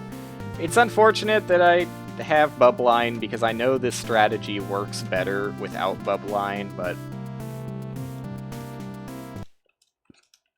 it's not that much better. Like, Bubbline is doing some damage here and there. Not a lot, but I mean, it helps out for this section. And, like, I get a big damage burst at the start there. If I didn't jump there, I was dead. Oh, and, like, especially with missiles, too. Like, if you're playing on normal mode, not hard mode, and you have access to missiles, this boss is a joke. It takes very little to kill this boss on normal mode. Oh my god, the damage I'm doing is so small! This is gonna take forever. It's like I'm making no progress, and when I am, I'm doing nothing different. Which is not my favorite thing. But this is it, you know, this is the part of Cave Story Hard Mode, outside of the dialogue in the last 3 fights that I've talked about extensively. And Hell, but like I said, I'm probably just not even gonna do that, even though I'm doing the prerequisites. This is the only part of Cave Story Hard Mode that is actually really rough. And could be what I may call frustrating, even. Like, if I'm using just Bubline, I get, like, no damage, and I run out of Bubline shots instantly. Let's try and bring Curly here. Why can she run on, like, the fall-through parts of the platform that I can't? Oh my god, dude! You can't get a break. I'm gonna check the shop. It is a detour. Gets my mind off of things. I feel like there is something you get for going back to this shop. I feel like I'm not losing my mind. Hey, weapon level down. It actually only takes 1 hit of damage to level down Blade, so I guess it is feasible, but only against, like, specific weapons, or sorry, specific enemies on hard mode.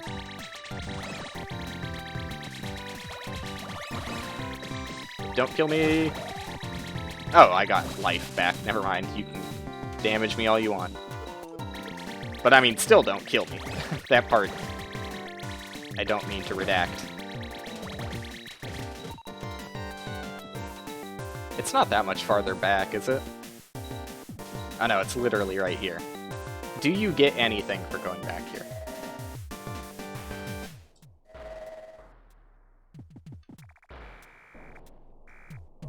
Anyway, big deal.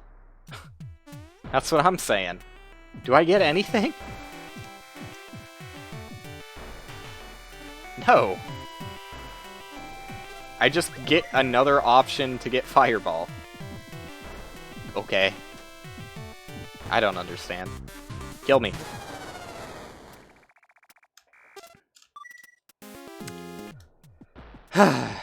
Okay. Back again.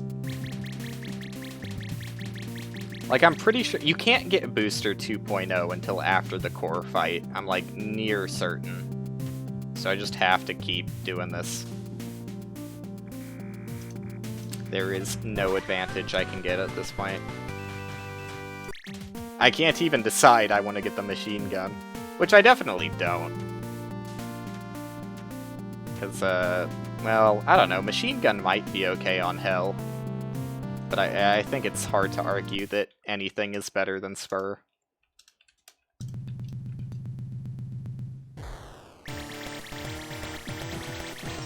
Alright, let's try the don't go up front at all strat. Just chill out. Wait till he comes to the easier platform.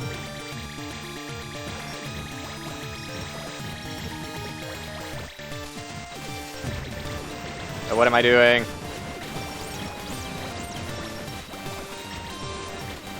I mean, that's actually more damage than I was doing before, and significantly less risky.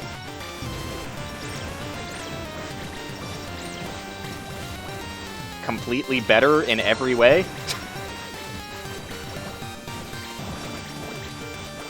Just a good idea to wait till he comes to this platform, I guess?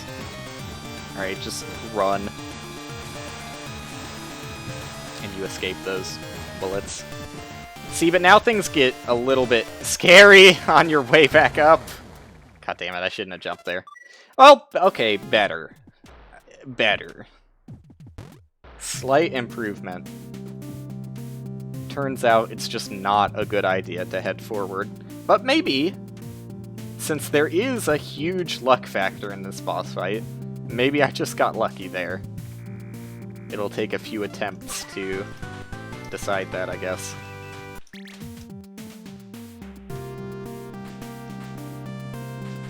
So I need to, like, lock down in my head how many weapons away I am from Bubline at any point. Fireball, 1 to the right. Polar Star, 2 in any direction. Blade, 1 to the left. Okay.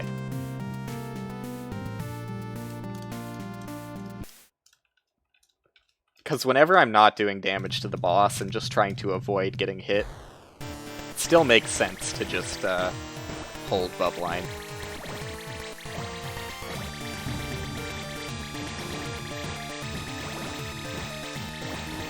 Where do those, like, snake-like bullets even come from?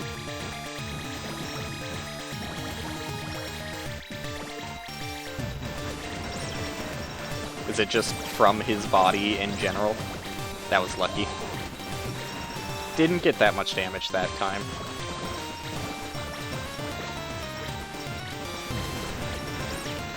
Got dudes beneath me.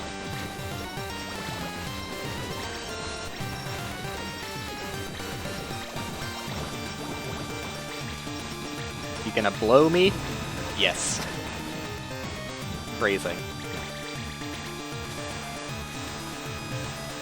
I knew what I was saying.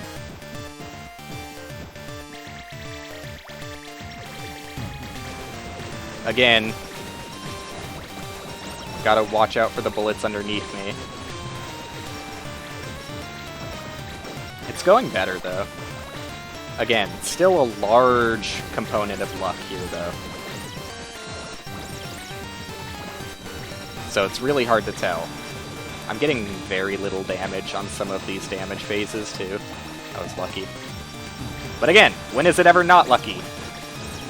I gotta keep reiterating that. A lot of this is luck. Okay. Oh, I just didn't mash fast enough. I did let off on my mashing a bit there. That one I'm gonna take onus for. That was on me.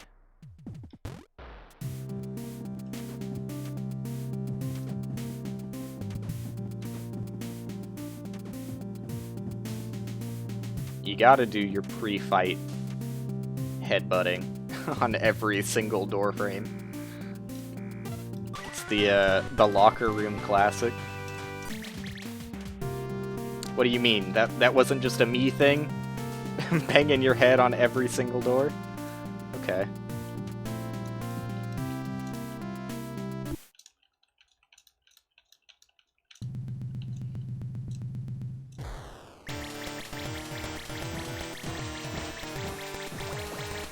Takes 2 Bubline shots to destroy one of those, huh? Still pretty likely that 2 Bubline shots break through. I mean, yes, I could have been more careful there, but... Come on.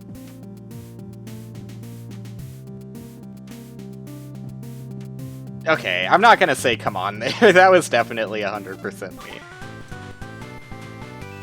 If I don't take ownership for deaths like that, it makes the truly heinous, out-of-my-control ones less impactful.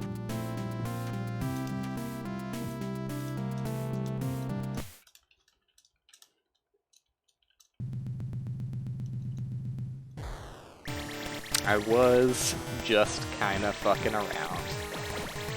I admit it.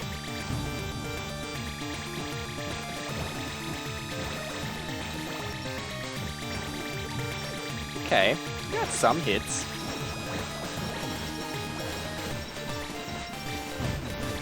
Why are they all beneath me? Oh my god! Of course it's the one above me that actually kills me, though. It just feels like no progress is ever made on this fight. Like, I don't feel like I'm getting any better at it. I changed my strategy slightly, but now that I'm pretty confident I'm using the best strategy, it's still not working sometimes.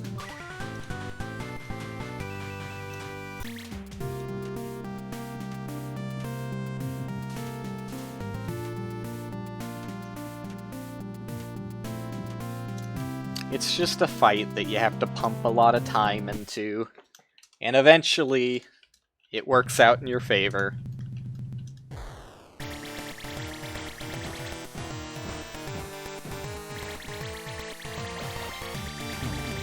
I don't remember where you get the item that makes your ammo weapons recharge faster. That might be the one that you damage boost to, or could damage boost to, on normal mode.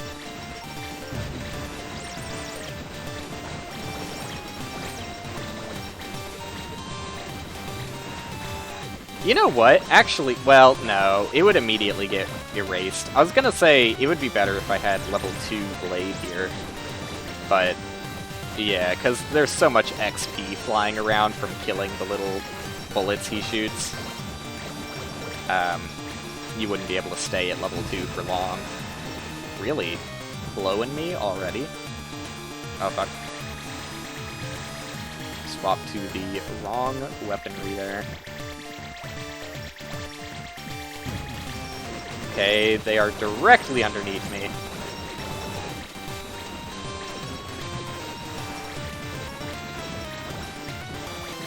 Yikes, dude. I think the majority of the luck, honestly, comes from Blade. If your Blade shot doesn't do a good job of clearing out the bullets from the core, the bullets just get through. It's about all it comes down to. Stream's going alright. Just, working on the most difficult boss for a hard mode playthrough at the moment. Most difficult single boss. Like, the final 3 bosses are a more difficult section, but it's less annoying, and also, well, more annoying if you contribute the dialogue. But if you get rid of the dialogue, which I probably will, it's less annoying.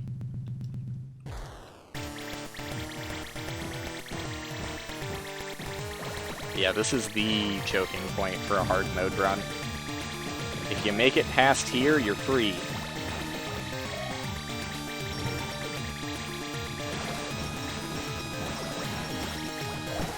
Which sucks, because it's just, it's not a fun boss fight on hard mode without machine gun, without booster. Because there's very little in your control most of the time. Like, okay, maybe I should do a different strategy. Maybe I should just do blade spam into, like, most of the time I'm not jumping anyways. So, like, doing something like this, just spamming and occasionally toggling... Well, I'm going too fast on the toggle. But, like, spamming and then toggling to blade every now and then, that's gonna be... Like, it basically makes me entirely vulnerable to attacks that I could jump out of the way of. I'm just hoping that by shooting more and getting lucky, I won't have to worry about it. Yeah, it's worth a try. I'm making no progress doing it any other way, so let's see where it gets me. Because the majority of the shots that are actually hitting the boss are Polar Star, Bubline, and Blade, but Bubline does so little damage, and honestly, when you're spamming it, does very little to actually stop the projectile, since it takes 2 shots to get rid of a projectile. That I would probably be better off just spamming. Fuck. I panicked there. I didn't have my fingers in the right position. It's gonna be awkward to switch to that, though. To, like, be like, okay, now I'm doing this.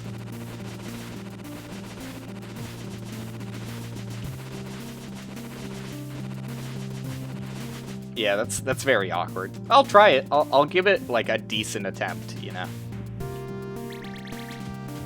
See how it goes. Because fireball shots are never hitting the boss. probably rarely hitting the projectiles. I don't know how much longer I'm gonna go for. Until it feels right. I'm probably not gonna kill the boss, but if I do kill the boss, then that'll be a good stopping point. Since I'm probably not going to kill the boss, though, who knows? Like, maybe another 30 to 40 minutes will feel right.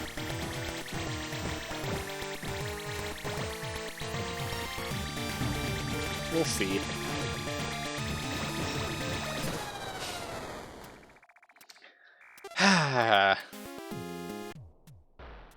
My timer is slightly off, because I forgot to start it for like 15 minutes of the stream. Which is throwing me off a little bit, but...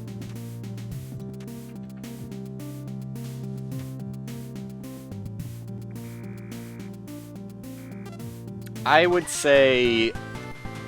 if you think you can finish a rando in 30 to 40 minutes, yes.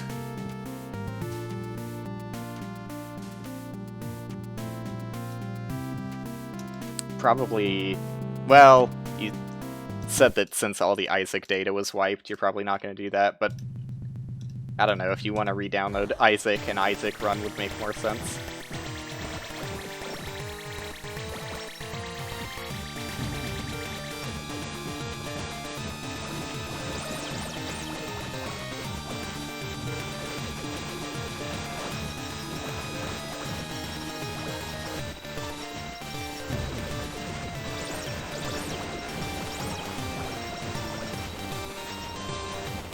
It's not going bad, honestly. I'm just seeing when the blade expires, and when it expires, I'm throwing another blade out. Well. You could also do Animal Crossing, yeah. I don't know, that feels like a much more dangerous strategy, and also... a lot harder to execute on. It's, like, taking my hands off the arrow keys seems like a bad idea. I gave it a decent shot, though.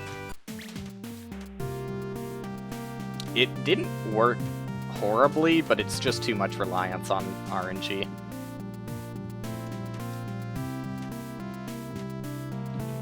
I have no idea what I said that could relate to that, but... I'm gonna say yes. Since I have no idea what I was saying.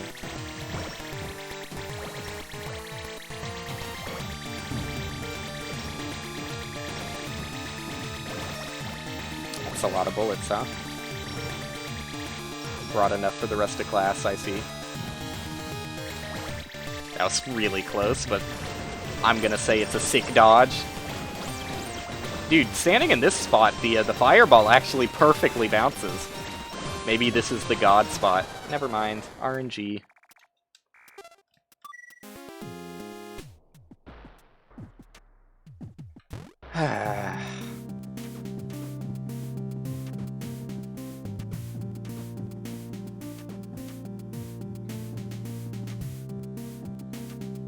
I'm pretty sure I was underwater there, so I don't even think there was that much I could have done.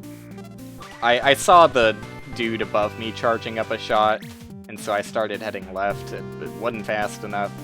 Dude beneath me was also charging up a shot, so I feel like I was thoroughly fucked there.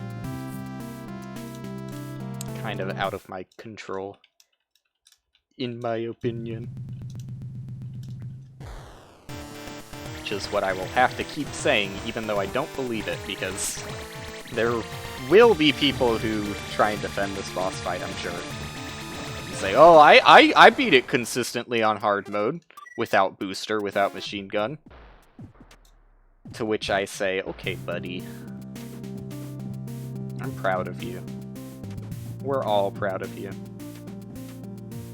And leave it at that.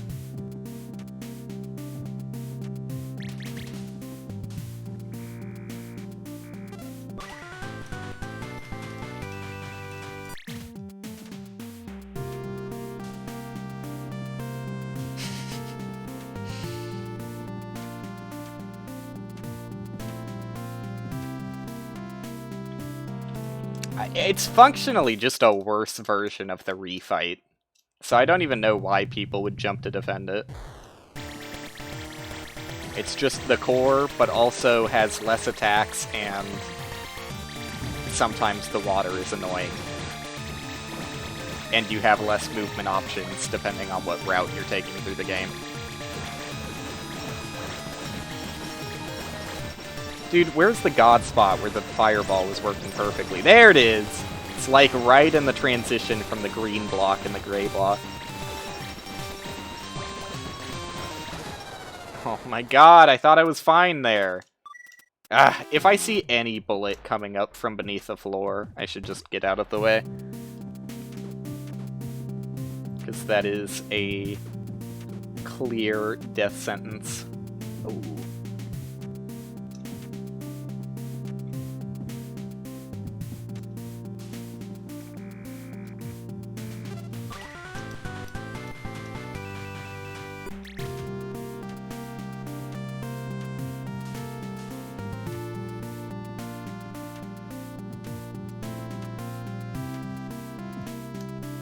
And also, you know, you still have the tedious chore of picking up the tow rope every single time. If you needed another reason to be upset. Hey, that's pretty good. Maybe this is the strat? Excuse me? Just fireballs? Standing in the right spot? Although if you miss some fireballs, you're completely fucked. And, you know, you have that, where those guys were above me, and I couldn't really hit them unless I looked up, but then there's the chance of missing the fireball, and also it's just wasting effective damage, so... But that actually wasn't that bad for at least, like, starting the fight. It seemed pretty safe.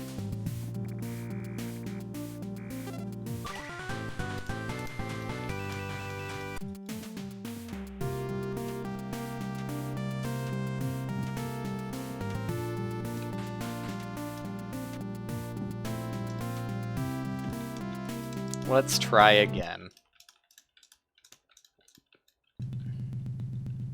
Then once everything starts getting closer, I will swap over to spamming all weapons again. Woof!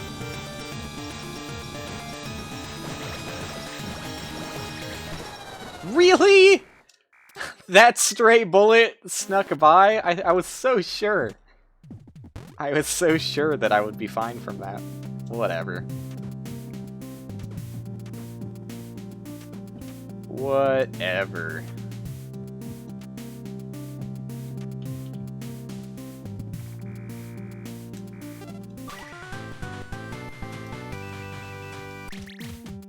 I want to try a little bit with just Fireball, and maybe swap over to, I don't know. Maybe I just swap over to spamming all weapons when it gets, like, dangerous looking. It's hard to go from swapping all of your weapons to... Hello, get me in the right spot, thank you. It's hard to go from swapping all your weapons like that. Yeah, okay. I wasn't in a good position for that. I had just shot, like, my full wave of bullets before anything showed up, so they just did nothing on the bottom of the screen, and when I actually needed them, they weren't there.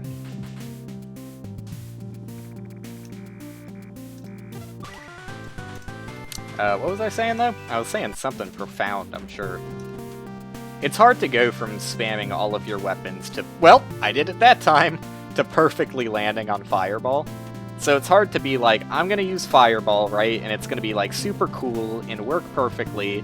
And then, oh no, I'm in danger, go to spamming all of your weapons. And then like, somehow quickly find Fireball in the heat of battle, you know? Let's give it a shot, though.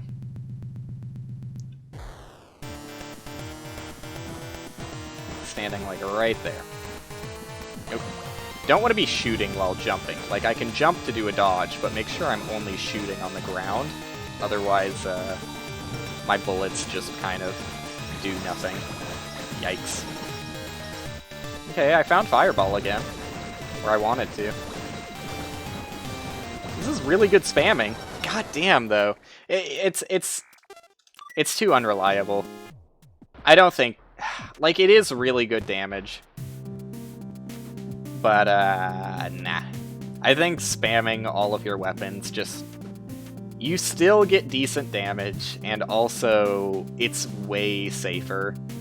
Because Fireball, while it has pretty decent protection in front of you and a little bit above you, there's still plenty of shots that can make an angle, like, perfectly over your Fireball shots and still get you. So I'm gonna go back to shooting everything I've got.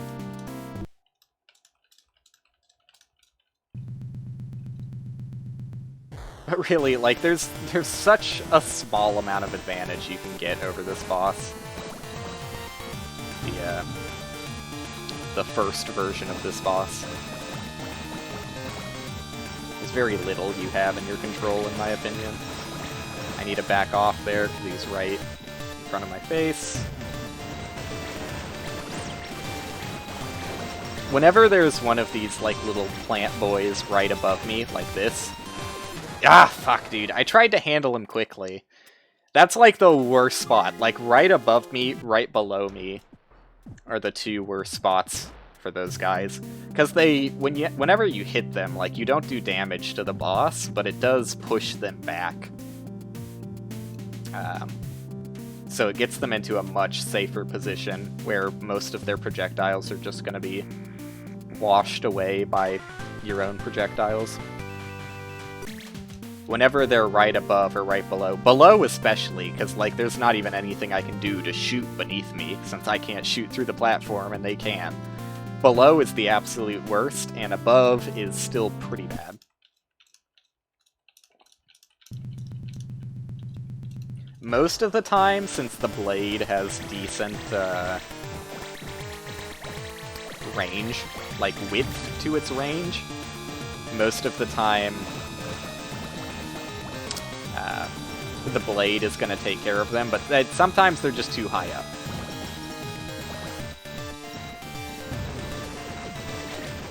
Alright. I feel like that was a good jump there. This is definitely the best position to stand in, though, so that Fireball is actually, like, reliably doing something.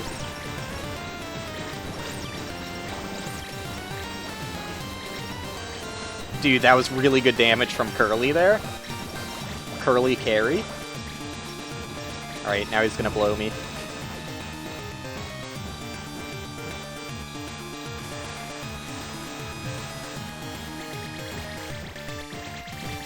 Getting up is the dangerous part.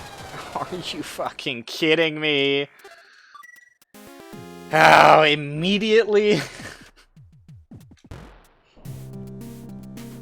But, coming back from that attack is the scariest part, because A, your position is mixed up, so you're no longer in your safe spot. B, the water is still affecting you for the first part, so you have to kind of, like, dangerously wade through shit you can't really dodge in. C? Was I saying 1, 2, 3 or ABC? Whatever. Thirdly... You have to be, like, jumping up backwards here, so your camera's going to be facing the opposite direction and you don't have much visibility on the bullets coming in. And finally, the most dangerous part of that attack is 4. Since you're not actually damaging the boss is moving in closer. Because the boss is always trying to move in to meet you on the left side of the screen, if you are on the left side of the screen, which I am. Ooh, a little scary. Thank you, Blade. Lifesaver there. So yeah, if you go to the left side of the screen, which you kind of have to avoid that attack, and, like, he literally pushes you to the left side of the screen. Really? Unlucky. The boss advances, which puts him in a very awkward, bad position for the next cycle.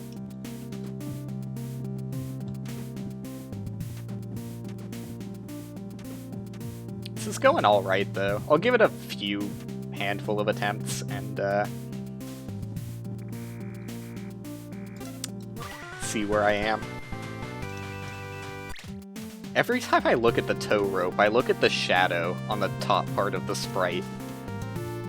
And I don't know if it's me not reading its geometry properly, but it just doesn't add up to me. I'm like, how is the rope bending at that angle and making that shadow? I'll have to look at it a bit longer next time. The mystery of the rope.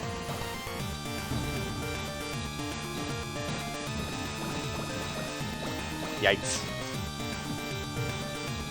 Generally speaking, for this part of... well, I whiffed so many of my bullets, so I couldn't shoot anything. That's... when it gets that close, that's when you should start spamming every weapon anyways, so that was on me. But, generally speaking, when the boss is, like, far away and coming closer to you at the start of the fight, it's, completely safe to use Fireball to block everything. Like...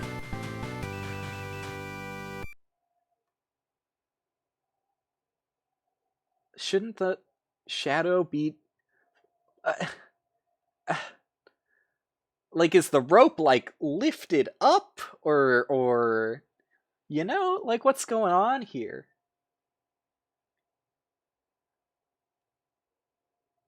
Like, what kind of loop-de-loop and pull is going on there? Oh well. These are the important things that matter in life. Okay. Let's just win the fight so I don't have to be here any longer.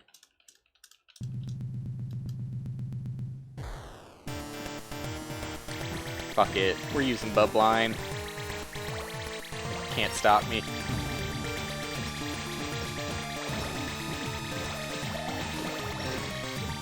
Very close to death.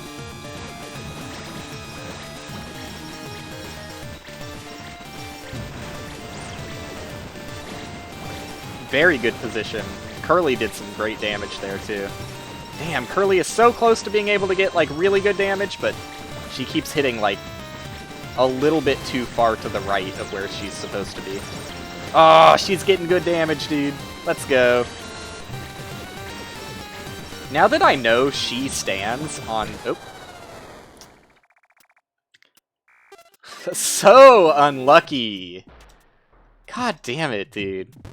Like, as soon as I saw the dude beneath me and the bullets coming up, I was like, I need to get out of here. There's nothing I could do. I was in the water. It's so frustrating. But yeah, now that I know that Curly can't fall through these platforms that I can fall through, that means she gets much more consistent damage when you bring the boss to the middle, because she can't fall off at all. Whereas if you bring her all the way to the right, she can still fall off right there. But like in this section, she is just constantly getting really solid damage, because she cannot fall beneath this point, which is pretty sick. Alright, let's go.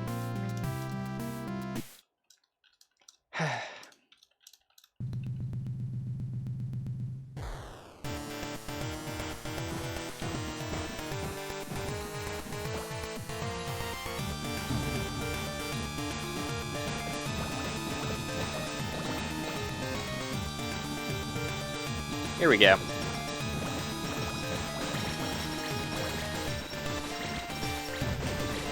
That guy's in a horrible spot. I shot a blade upwards that I think really helped out there. It doesn't always work out like that though. Very often the blade will either hit a bullet or just miss entirely. But that was really lucky. I mean, it was unlucky that I was in that position in the first place. That was really lucky that Blade blocked all those shots, but again, you just kind of have to rely on Blade and its inconsistent damage. I think Bubline is still the best for reapproaching this after the water falls down. Yikes. So this is very dangerous because all of them are beneath me there. I didn't see that bullet. Well, I did at the last second, but I already committed to the jump, so. That was really good, though. This seems like a very solid strat. Still some dependence on luck, but I think that this is the most consistent damage I've been getting so far. And Curly is helping out so much. Like, I owe her a lot for the damage I'm doing. When she pops off, she pops off. Definitely doing more damage against the boss than I am. I'm just trying to survive. And stand in a good position to force her to attack the boss, since she loosely depends on me for her positioning.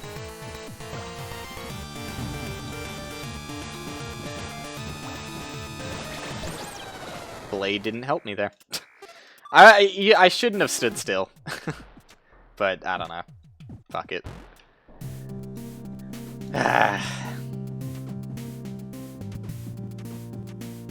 Once you get, like, past the first part of the fight, it actually becomes much more consistent. Like, the most consistency happens right at the start of the fight,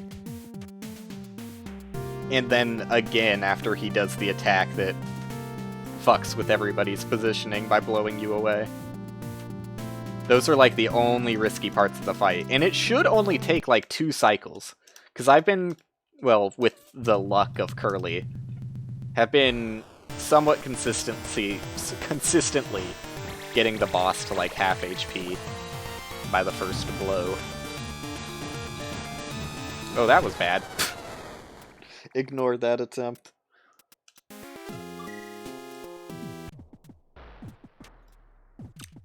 So, I feel like I'm pretty confident. Well, the damage on the second... Well, maybe... No. I was gonna say the damage on the second cycle is probably gonna be worse because he's, like, underneath me at the start of it, after he does the blow attack. But the first cycle is probably even worse damage because I just can't hit the boss at all while he's moving over to the left. So I think it probably will only take 2 cycles, assuming it's the same amount of damageable phases each cycle, which it probably is.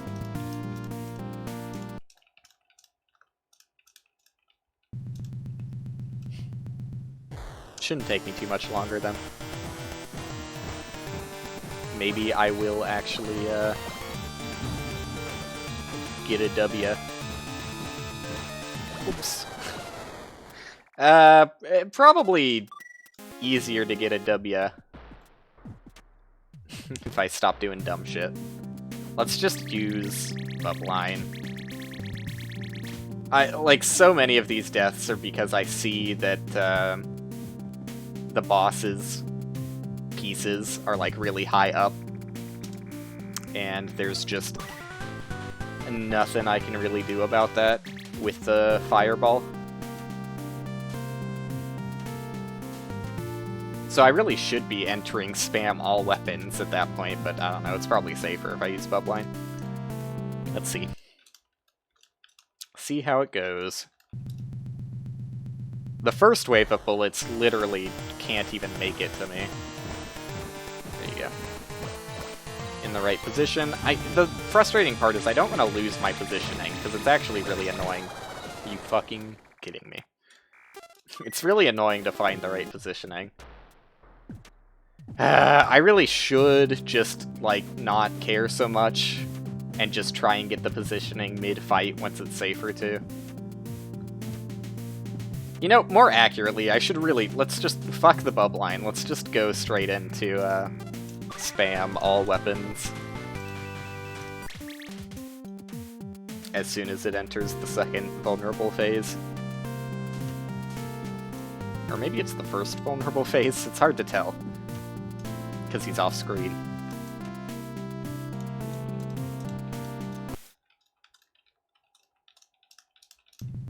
if I need to dodge by running away a little bit and doing a little jumpsy-dipsy doodle, then I should. It's not that hard to get this positioning. There you go. Spamming all weapons completely handled it. Curly, help! Thank you. Thank you very much. You do more damage than I do. Yeah, there are way too many bullets on top of each other there. There was no chance any of my weapons were going to be able to stop those. And again, I'm pretty sure I was underwater there, so I don't even think I could have made the dodge in time. I would have just had to have seen them attacking and dodged like 3 seconds earlier. Which is an absurd ask of someone.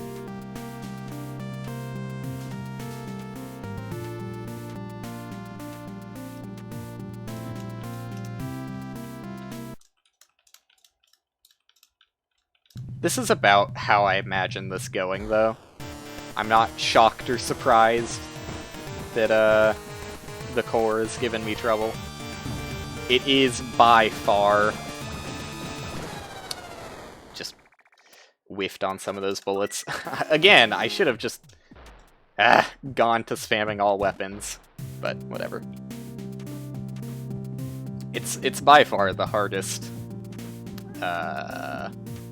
single boss outside of Balos in hard mode.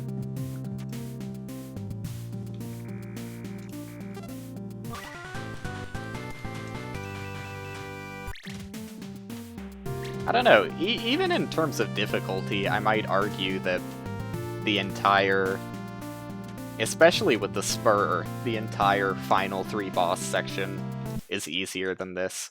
Just because you have so much more going for you at that point. Booster 2.0, spur. I mean, that's pretty much it, but it's good enough, honestly. Just those 2 things are actually a wow. Good on ya. You shot everything all at once. I was not prepared for that. I keep saying just spam all bullets, and I never do. Let's try it this time. It just feels like the boss is so far away that most of my bullets aren't even gonna hit anything, but I guess it's better than shooting nothing.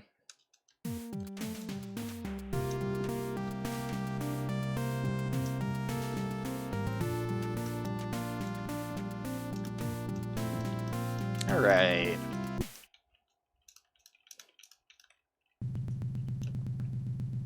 You know, any second now, one of these attempts is making it.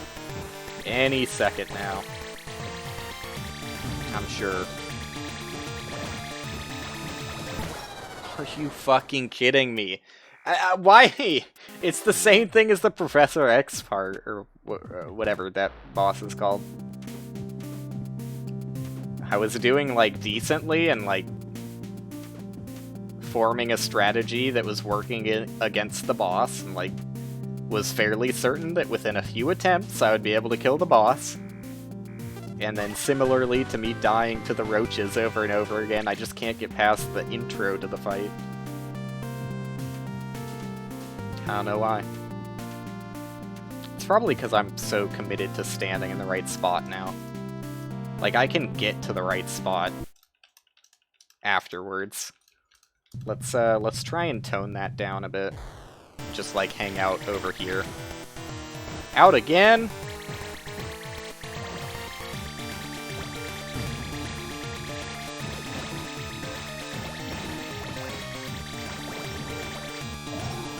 There you go.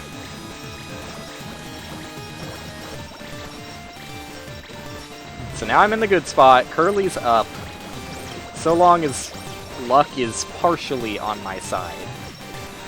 Yeah, that wasn't that bad.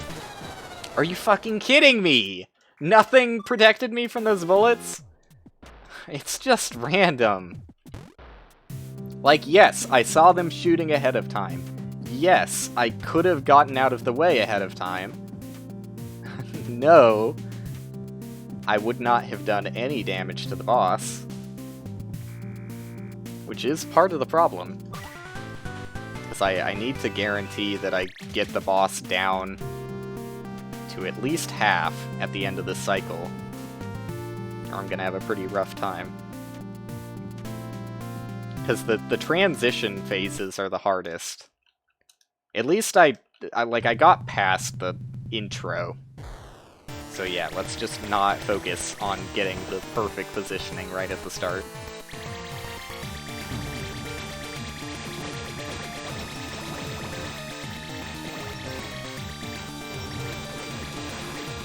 Because it's really not that hard to find. It's a pretty wide margin of error. Wow! Everybody above me, huh? Everybody! Still many people above me. Very annoying.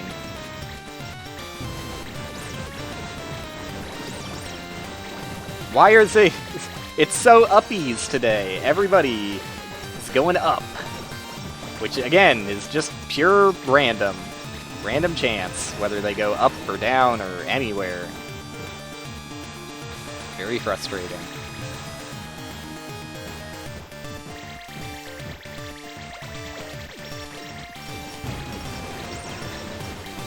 Curly, help! God, the blade saved me so much there. Well, that was really good. RNG.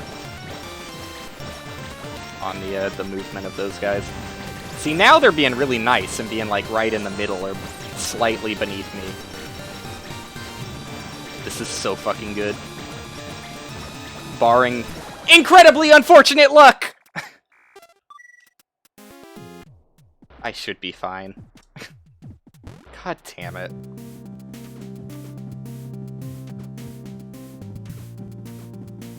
Well, now I'm pretty confident that I could actually beat this before ending stream.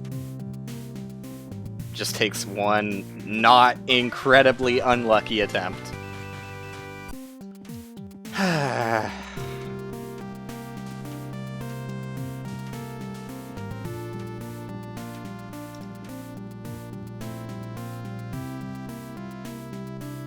What am I doing? I'm so defeated. I'm not spamming the text efficiently. I'm just thinking about how ashamed I am that that attempt didn't take it. It was so close. Why? Like, they were at the perfect amount directly beneath me, and they all shot at the exact same time. It was perfectly coordinated. This is similarly bad. Yep, if I didn't back off there, I would have been killed. Like, the coordination the boss had to get that kill was impeccable. Truly Olympics level shit. Also, I saw the guy shooting above me there, but just trusted that he would be handled by the blade. Guess not. I guess not.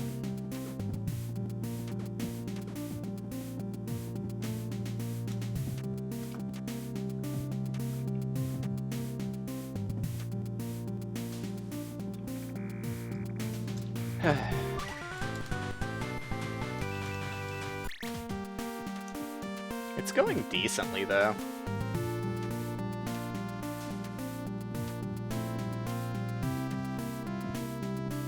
Okay.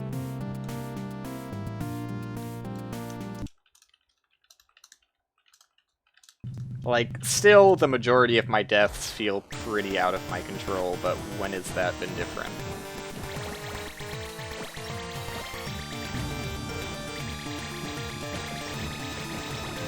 It's just kind of how this boss feels, honestly.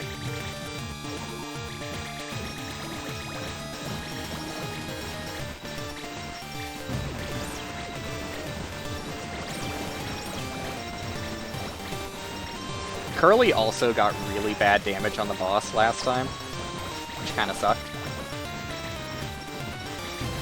Curly's getting really bad damage here, too. How did she fall? I thought it was impossible for her to fall. I'm just now noticing that.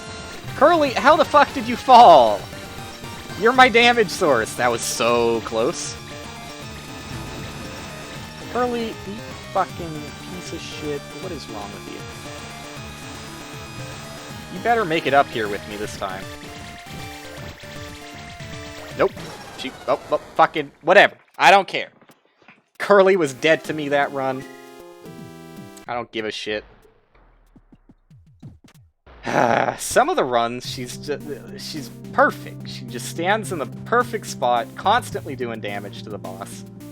How did she fall? Can she fall through, like, this section that has, like, a hole in it? Probably. Or maybe she can walk through this section. If she doesn't jump. That also seems plausible. It's also annoying that she, like, keeps jumping and is like, I can't get up, I can't get up. Get up on the Hydra's back. Whenever I do a stupid joke like that, I lose my train of thought entirely. Yeah, she's like, I can't get up. Hope I've fallen. Etc. Let's keep making dumb jokes and keep getting farther away from my point I'm trying to make. She has the machine gun. She can just shoot downwards, and it's effectively a Booster 1.0.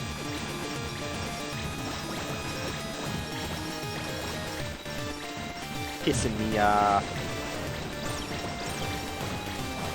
Like, look at that! Look at that fucking height she just got, and she's gonna try and tell me that she can't get up from down there.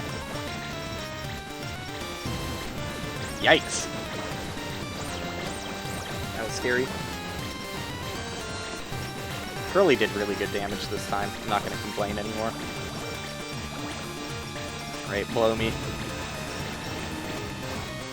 I actually stood up there for longer than I thought you could. I didn't think you could fight his blow power that hard.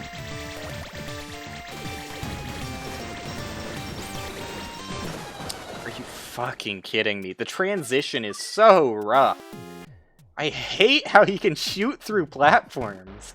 It's so bullshit. Like, he's already got so much going for him. Why can he shoot through the platforms?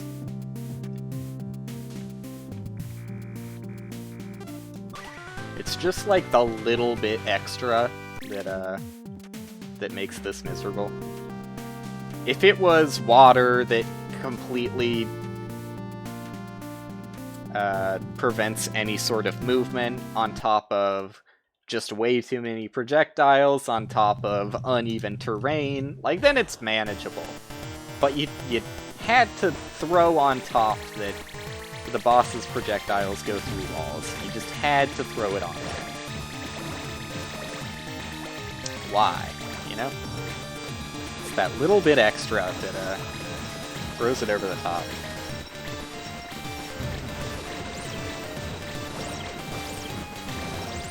Yeah, I could tell that that bullet was coming through.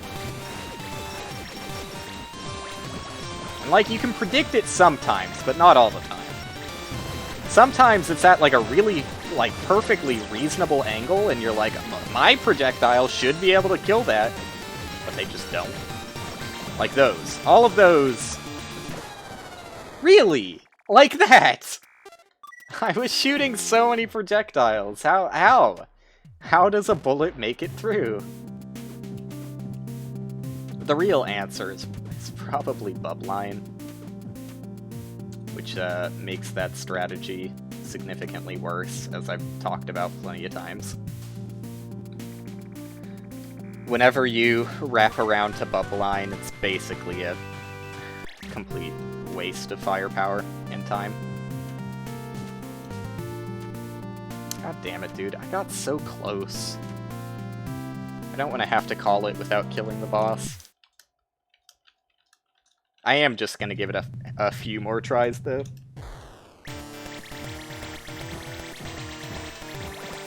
Unless I get another incredible run that reinvigorates me.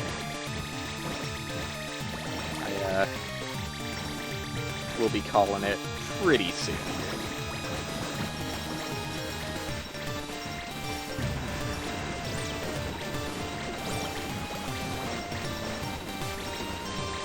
Come on, Curly. More damage. That guy's gonna be a huge pain in the ass.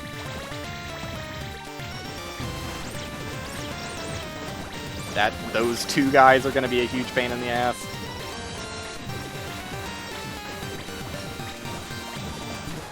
Really? God. It's so frustrating when it's like such a small amount of bullets, too. Like when you get hit by the single fucking bullet, and you're shooting like 300 bullets per second, somehow the single bullet from the boss makes it through. It just makes no sense. That is the primary reason this version of this boss fight, along everything else, it's just, you know, it's everything. There is no one reason. It's just a combination of a bunch of trash that makes the first core fight feel really bad. I really like the second core fight, even though it has ads that are kind of annoying. I think it's a much better fight than this. That was a really bad start.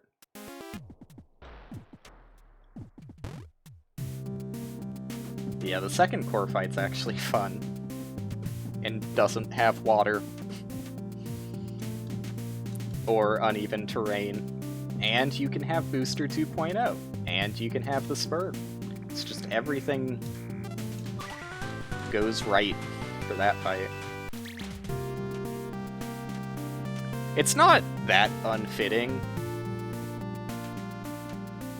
Like, typically in a game, you would want the last boss to be the hardest. And if you include Hell and Balos, then yeah, the last boss is the hardest.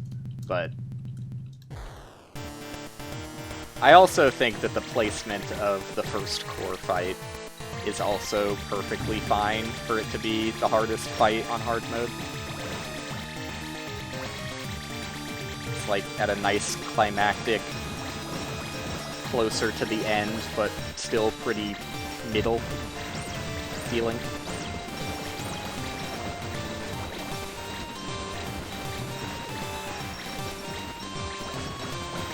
Okay, those bullets were fine.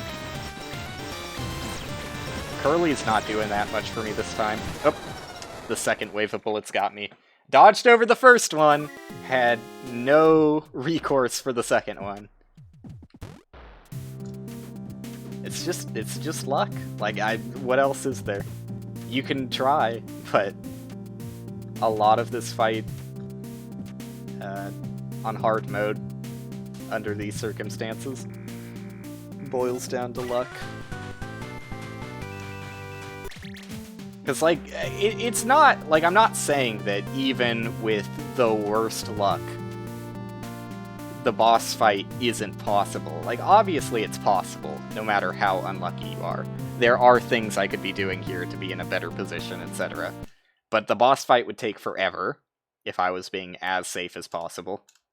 And because it's taking forever, that inevitably makes it riskier the more unlucky you get. You know, the longer you're subjected to it, the more likely it is that part of your subjection is going to be unlucky. If subjection is a word, which I hope it is, because I like it. Anyways, it's not to say that the boss is straight up impossible at its worst. It's just the difference in a run that is unlucky versus a run that is lucky has way too much, like, impact and difference. Also, Curly is doing fucking nothing for me on this attempt. God damn it. It's already blow time. Curly, you did no damage. What do you have to say for yourself? Where is your written apology for me? Okay, this ain't it. Yep, fucking cool. Cool, dude. Very awesome. Alright, I'll give it like one more attempt.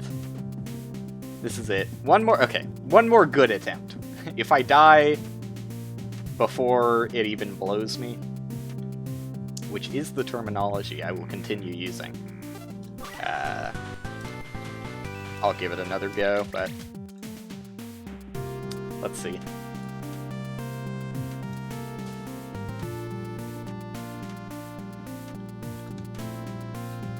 You know, I don't want to be here forever. I can't just rely on ending the stream when, at least I'm arguing that there's a large luck component in this fight.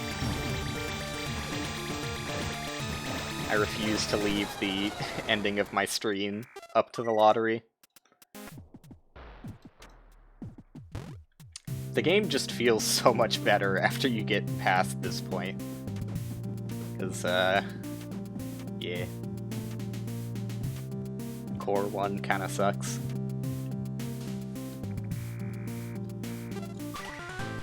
Obviously, I wasn't the most careful boy on that attempt. I'll do better.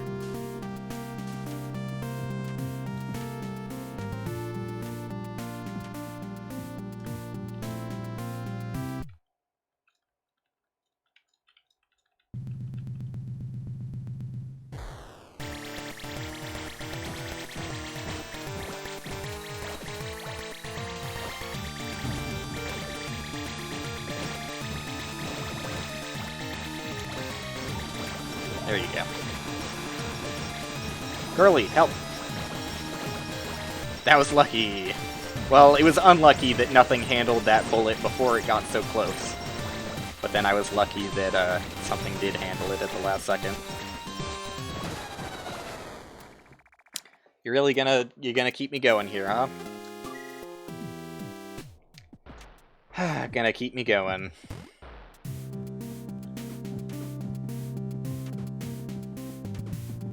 Like, another thing I could be doing to make things a little bit better for me is the bullets shoot with some level of variance directly at you whenever they're fired. And the boss's segments, like, really heavily telegraph when they're about to shoot, so... in some circumstances, whenever there isn't water, because when there is water, there's nothing I can really do. But in some circumstances, instead of jumping over the bullet, whenever it comes out, it would make more sense to jump prematurely, have it shoot above me, and then I can just stand still and have the bullet go over my head. But, you know, all of this with a grain of salt, because it heavily depends on luck going your way.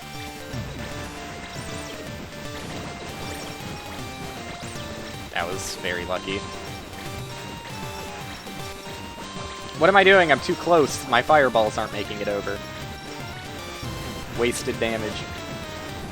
I also hate how much my damage output relies on Curly not being garbage. Which Curly is being garbage as we speak. Ugh. Do I really want to keep going until it blows me? I'll keep going. I am not going to be looking forward to the next Cave Story stream, though, knowing I still have to fight this piece of shit.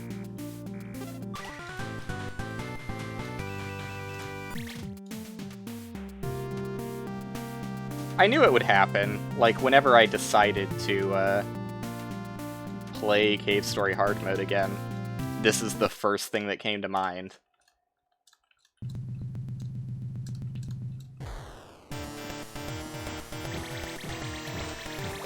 Like, you know, I did have trouble with Sue, I did have trouble with Professor X.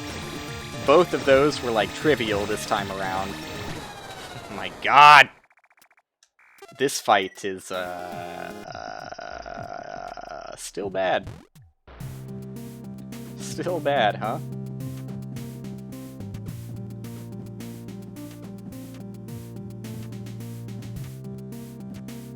Technically, I don't think you need to grab the tow rope before the fight. I think there's a small amount of time after the fight where you can grab it, but I'd rather not risk it. Because it is time dependent.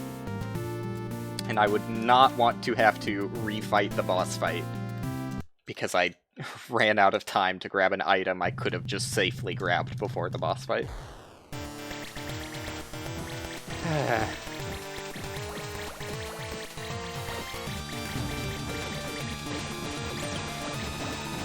I should just... Oh, never mind. Maybe I should just use all of my items and stand in the normal spot, even though the boss isn't there. Maybe I should just do that.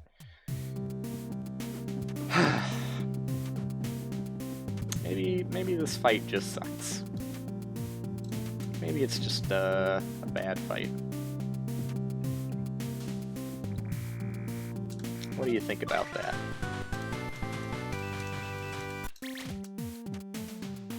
And again, it's like completely trivialized if you're playing on normal, or with booster, or with machine gun. Just any of the advantages you could have at this part of the game. Missiles, again, another normal thing, but yeah, missiles really, it's ridiculous how much impact they have. What am I doing?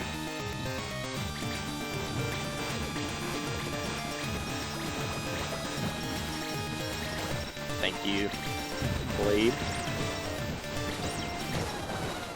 Dude, it's so bad. Like, you can't... Your damage is completely...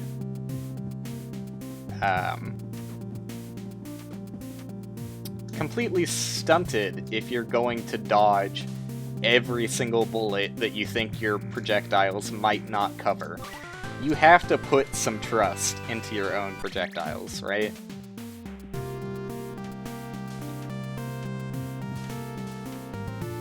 Otherwise, the fight is never going to end.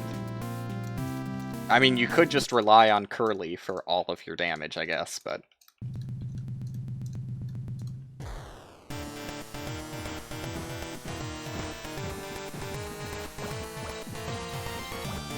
considering she hasn't been the most helpful lately, I would rather not rely on Curly for all of my damage.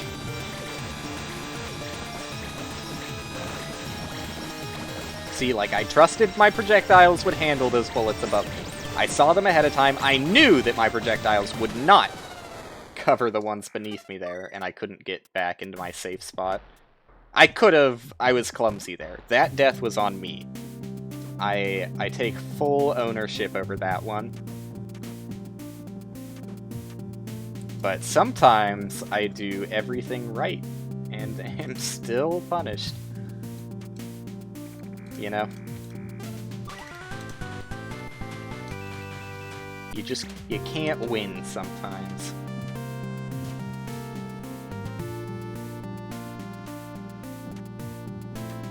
It's rough.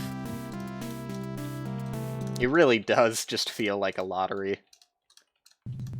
Because I'm doing no different strategy or anything to the attempt that I nearly killed the boss. And I didn't even have any, like, sick dodging moments on that one either. Like, it was honestly a pretty uneventful, boring attempt. But that was my best attempt, because I just got luckier. Yes, Curly, great damage. Actually appreciate you for once.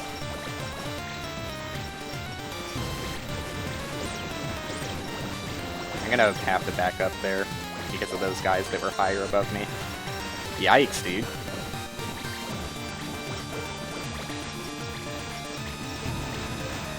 Whatever. Just fall down. Retreat. So, here's the scary part.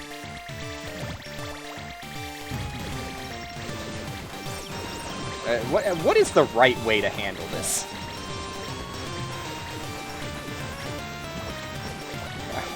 God, this is frightening. There you go. Fucking... Alright. That's my last attempt for the night. I've been going at it for like 3 hours. I know my timer says 2 hours 40 minutes, but I forgot to start it. I haven't been doing this boss the whole time. I did actually make some progress today. But the core, it's a hard stop. It's gonna take... Thank you. I thought I did decently. It's gonna take a lot of attempts, honestly.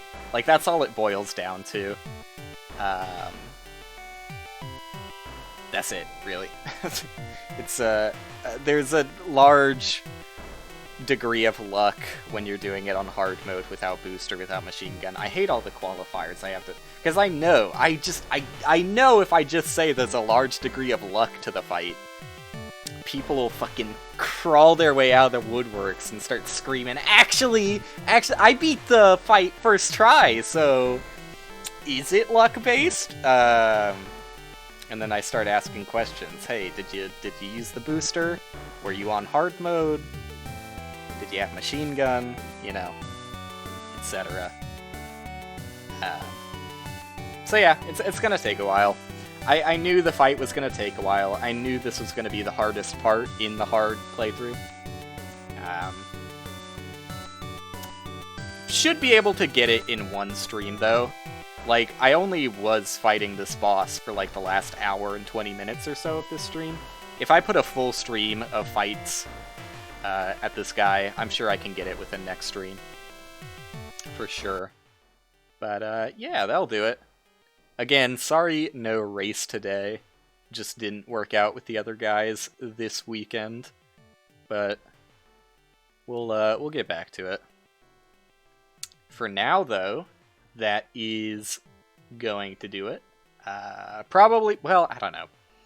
I have work, real work, I know, crazy. I have work scheduled this week on Monday and Thursday. I'm going to give myself,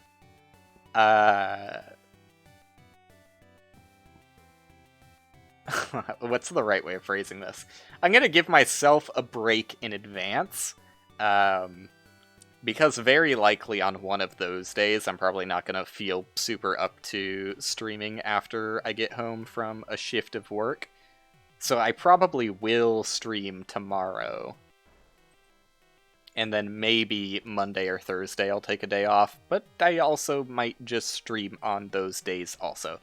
Anyways, that's it for now. Thanks everybody who hung out. Even though the past like hour or so there hasn't really been any progress. And yeah, that'll do it. Bye. Goodbye.